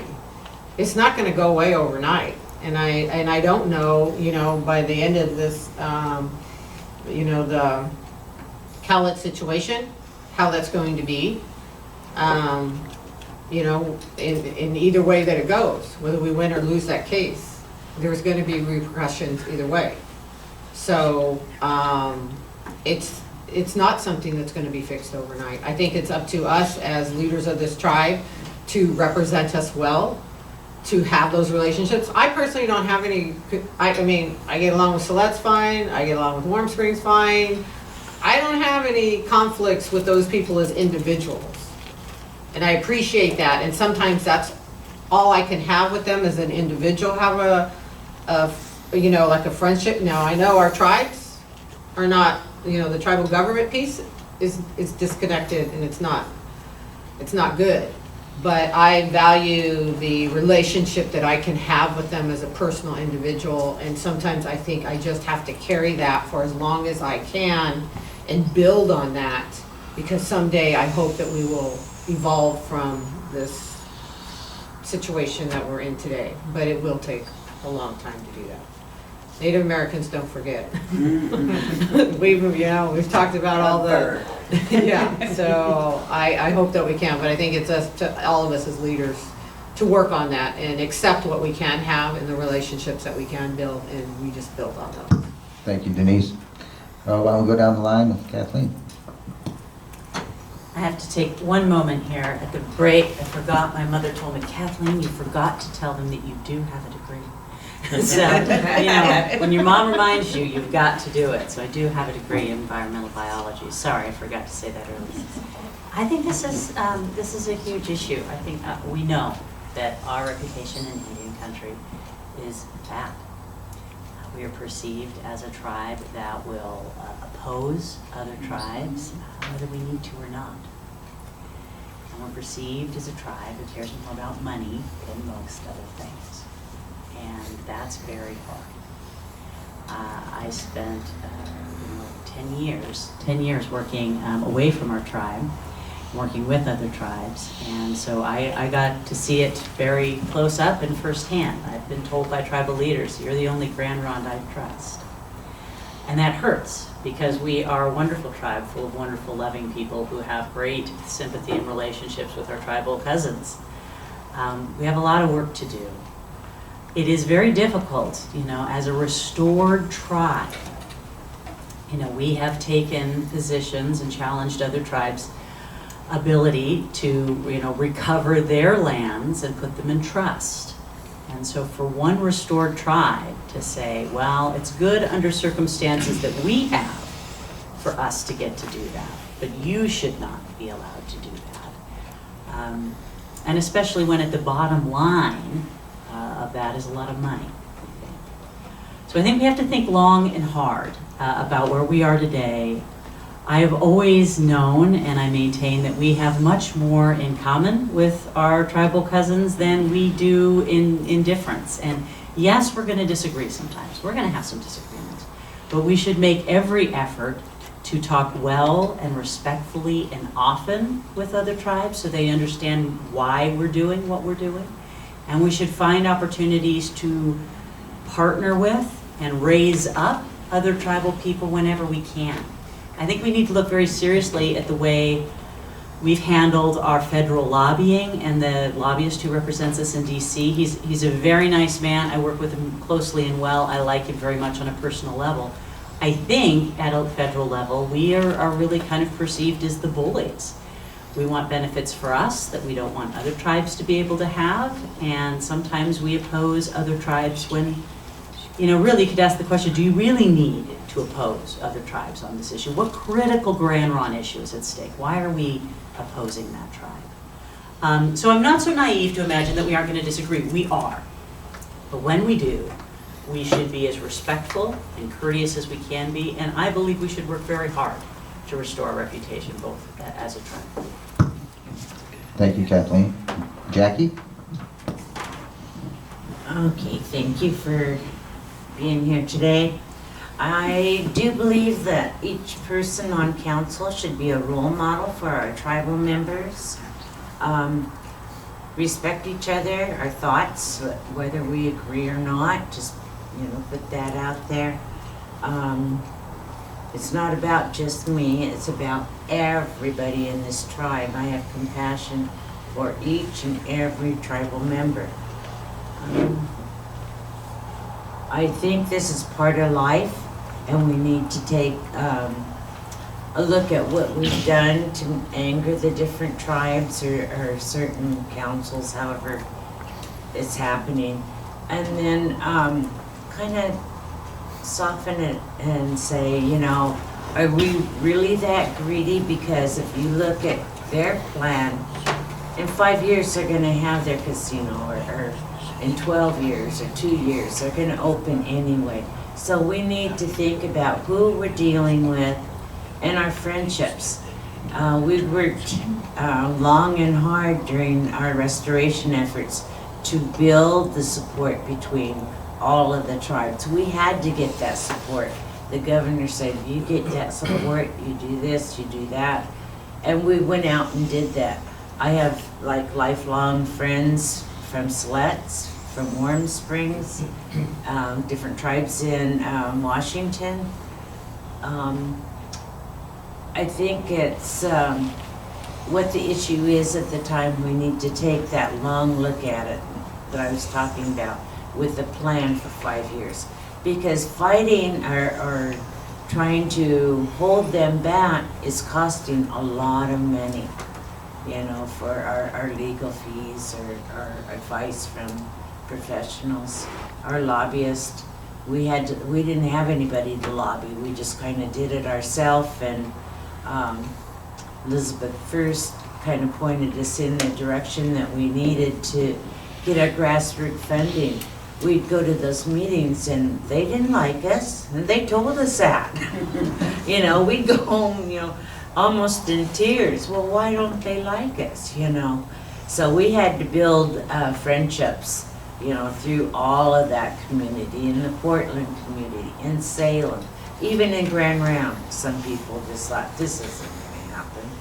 You know, the negative always comes out first, unfortunately. So, as a tribal council, I think we would have to look at the big picture and see if it's worth the squabble that we're gonna go through. I don't think we're greedy people. Thank you. Thank you, Jackie. Jack? Yeah, I do know that, you know, our image out there in Indian country isn't the best. But as a council person, I'll tell you this, that image got there because your council was protecting your treaty rights, your ceded land rights, and all of that. So, you know, before we start standing up for our treaties and our ceded lands, and people trying to come into our treaties and ceded land areas and impact, we had a great relationship with all tribes. But when we start standing up for our treaty rights is when that kind of start going south. But I say you gotta stand up for those treaty rights. You know, if another tribe it feels disrespected, that they're coming into our area, our treaty ceded area, and want to claim the, you know, the sacred sites of our people, that's the disrespect. You know, I don't have any hard feelings against anybody that from the other tribes that go to battle with us on issues, because they're doing the same thing I am, protecting the tribe and the tribal treaty rights. Thank you, Jack. Michael? Yeah, I hear that when I go to conferences too, that I actually have to defend the tribe a little bit. But, you know, it's important that we establish relationships with other tribes. I have friends when I was in college, they said, you know, they're from the Southwest, and they just say, I don't understand you guys. But we have tribes with casinos right across the street from each other, and we all make money. You know, and so they don't get this issue at all. And so it's hard to explain it, you know, and I agree, you can protect your treaty rights, but for them, they don't get it. We'll both make money, so why do we care? Las Vegas has casinos all up and down that boulevard, and they all make money. But we do need to start establishing better relationships, and we need to do that with some humility too. So yes, we're going to protect our rights, but we can do that with some humility and some grace. And I think that's sometimes what's missing. It's really hard for me because growing up, and I'm sorry I always talk about baseball, but I chased that. We went to all Indian tournaments, Hoopa, White Swan, Warm Springs, you know, all over, Spokane, Coeur d'Alene, we were everywhere. And when we were doing that, we didn't badmouth other tribes. We joke, because, geez, you know, we're tribal people. We tease each other constantly. But there was no hard feelings amongst those. So what's happened and what's taking place is, for me, it's hard to understand. Because I do have friends and family members in other tribes, Shoban and Warm Springs, and so in Hoopa. So, but we are going to need to have these partnerships with these tribes because we are facing some challenges. The biggest challenge is we've always had this strategy that we're the closest casino to Portland. I mean, that's really our strategy. We might have some nice fluff words, but that's always been our strategy. We're the closest to Portland, and that's changing. So there's opportunities with Siletz to partnership with them and say, come this way. Stop here, stop there, visit us both, but come this way. And we have the project off I-5 that we've never developed.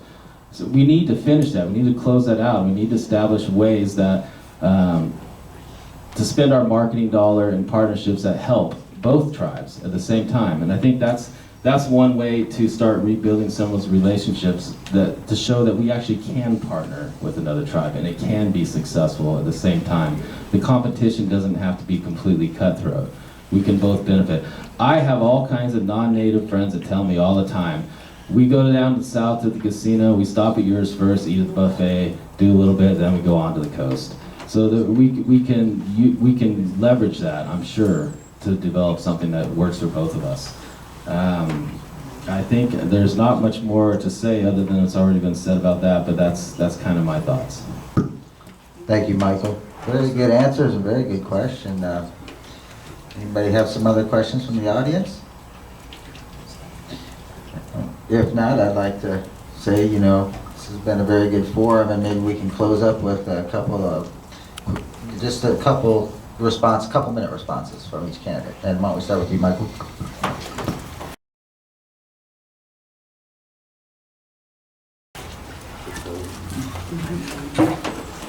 Well, thanks for coming, everybody that showed up, and I hope there's more people to watch. And if you haven't got a chance to watch the other videos, please do.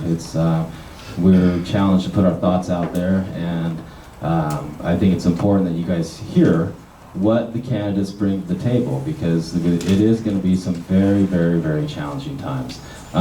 In all honesty, if you're a career politician, it's probably not the best time to be on council, because there's going to be challenges that are going to require some tough decisions to make, and there'll probably be some that are very unpopular.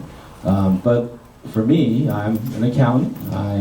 I embrace those opportunities because the numbers will be what they are, and then you use them to support your position, and then you share that information with the membership, and then everybody has the same information available to them, and hopefully they all come to the same conclusions because it just becomes obvious. So, you know, accounting doesn't care about any of the sides that we pick. It really doesn't. It's just going to be, this is a number, and this is what you should do to overcome the obstacles that you have. So that's my background, is accounting and internal audit, and I think they are definitely some skills that are needed going forward, and I hope that you'll pick me as one of your candidates. Thanks. Thank you, Michael. Jack?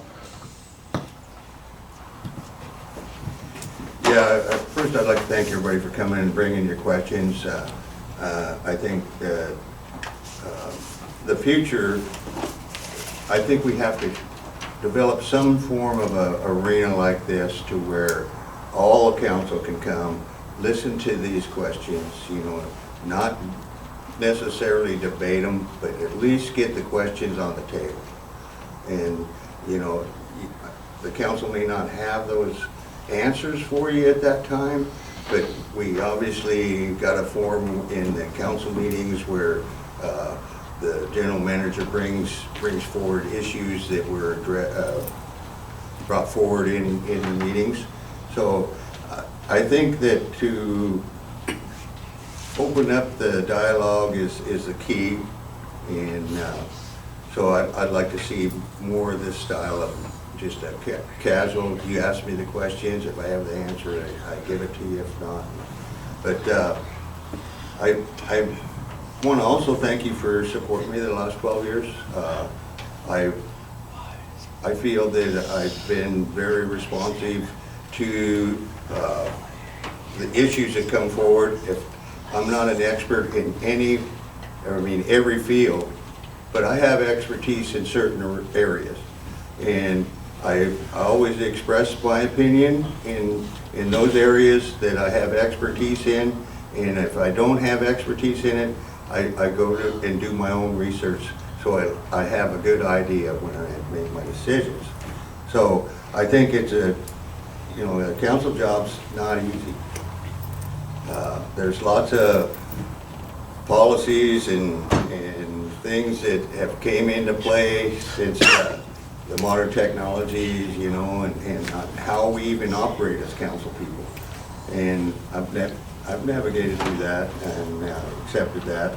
But I'm here for the membership. I got lots of family membership, and long time family membership. And I ask for your support in this election. And just to let you know, I'm not afraid to make the hard decisions. That's some of my past colleagues' biggest fears, those hard decisions.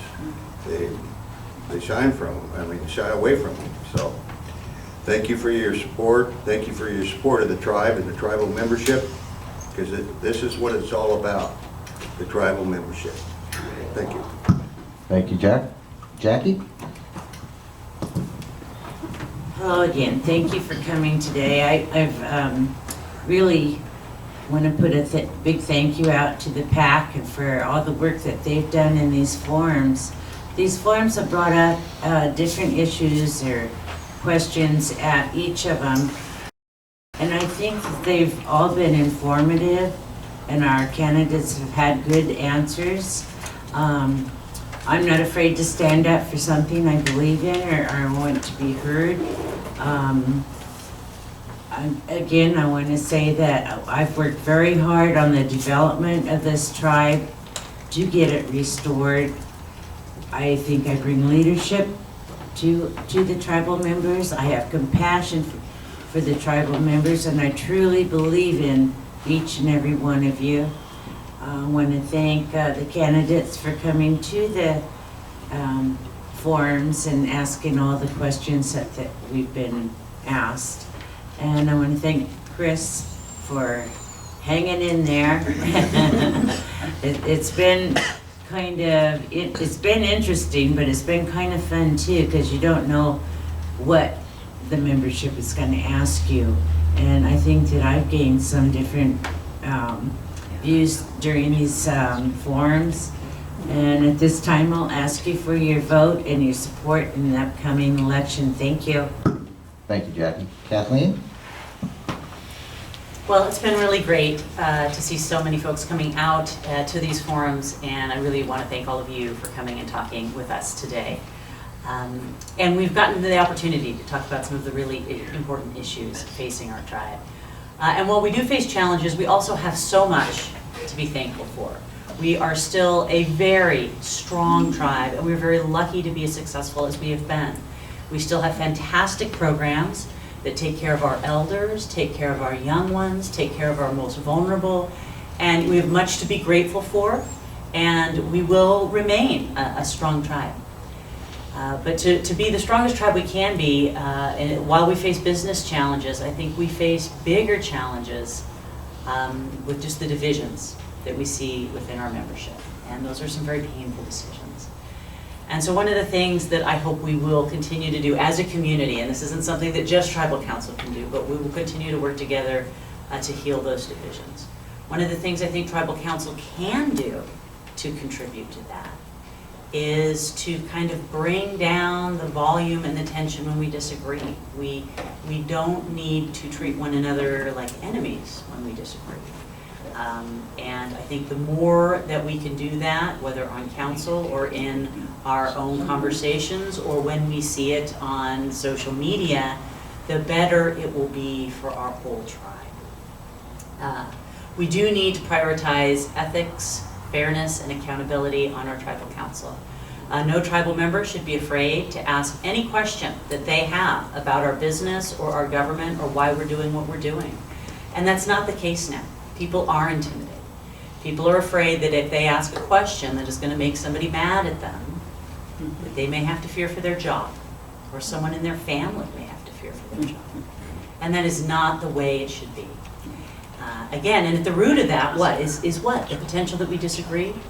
That's not so bad. That's okay. And it's much better than an atmosphere of intimidation and fear. So we have to address this, and we have to do it together. I believe it's one of our highest priorities. And folks should be treated fairly based upon good work.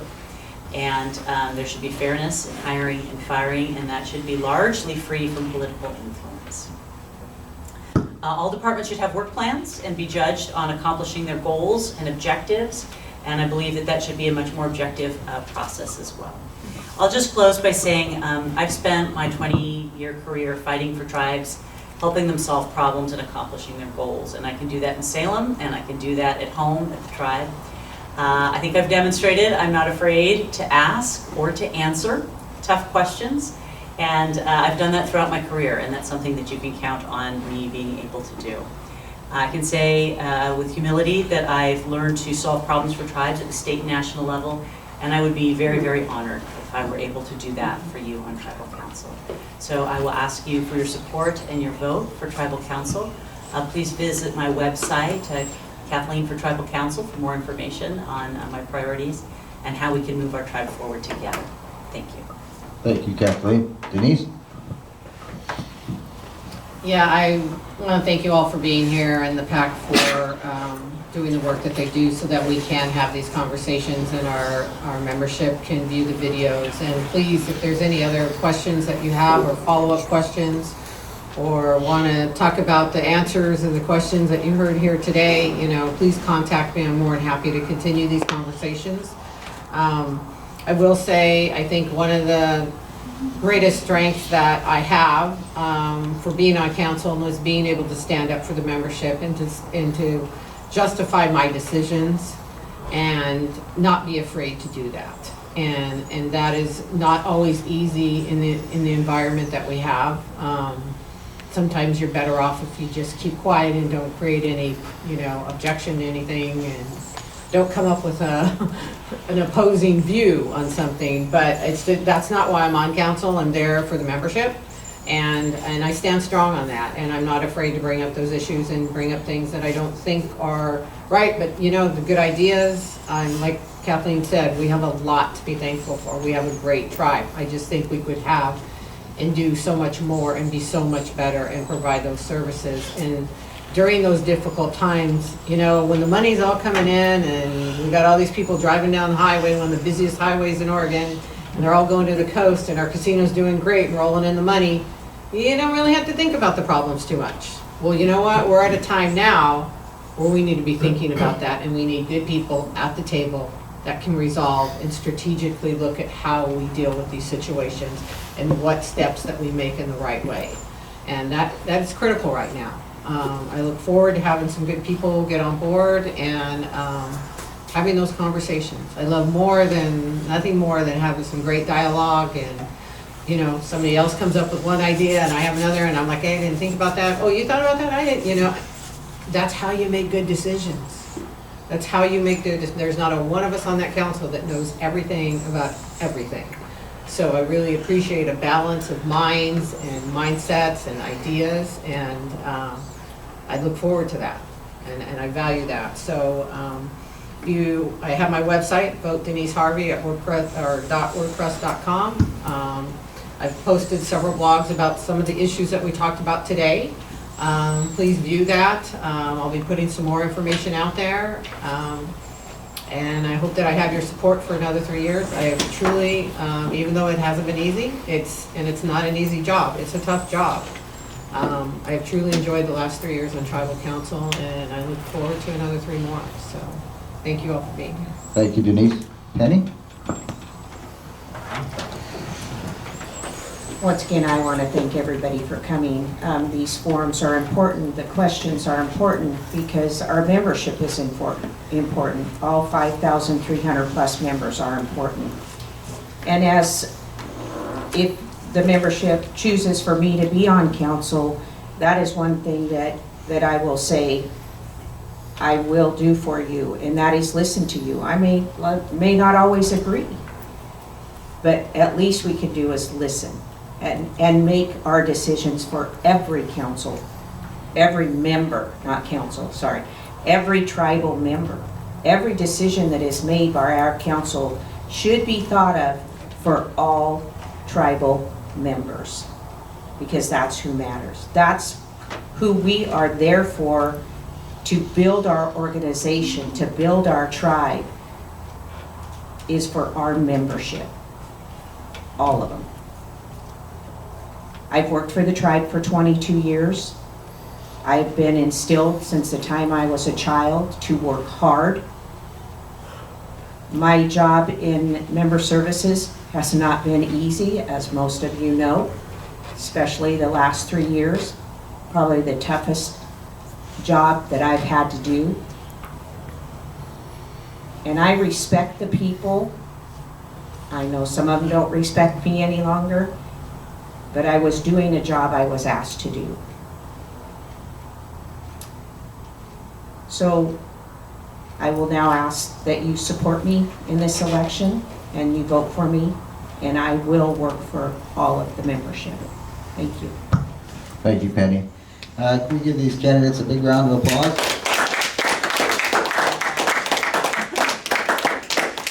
Do you want to say one more thing?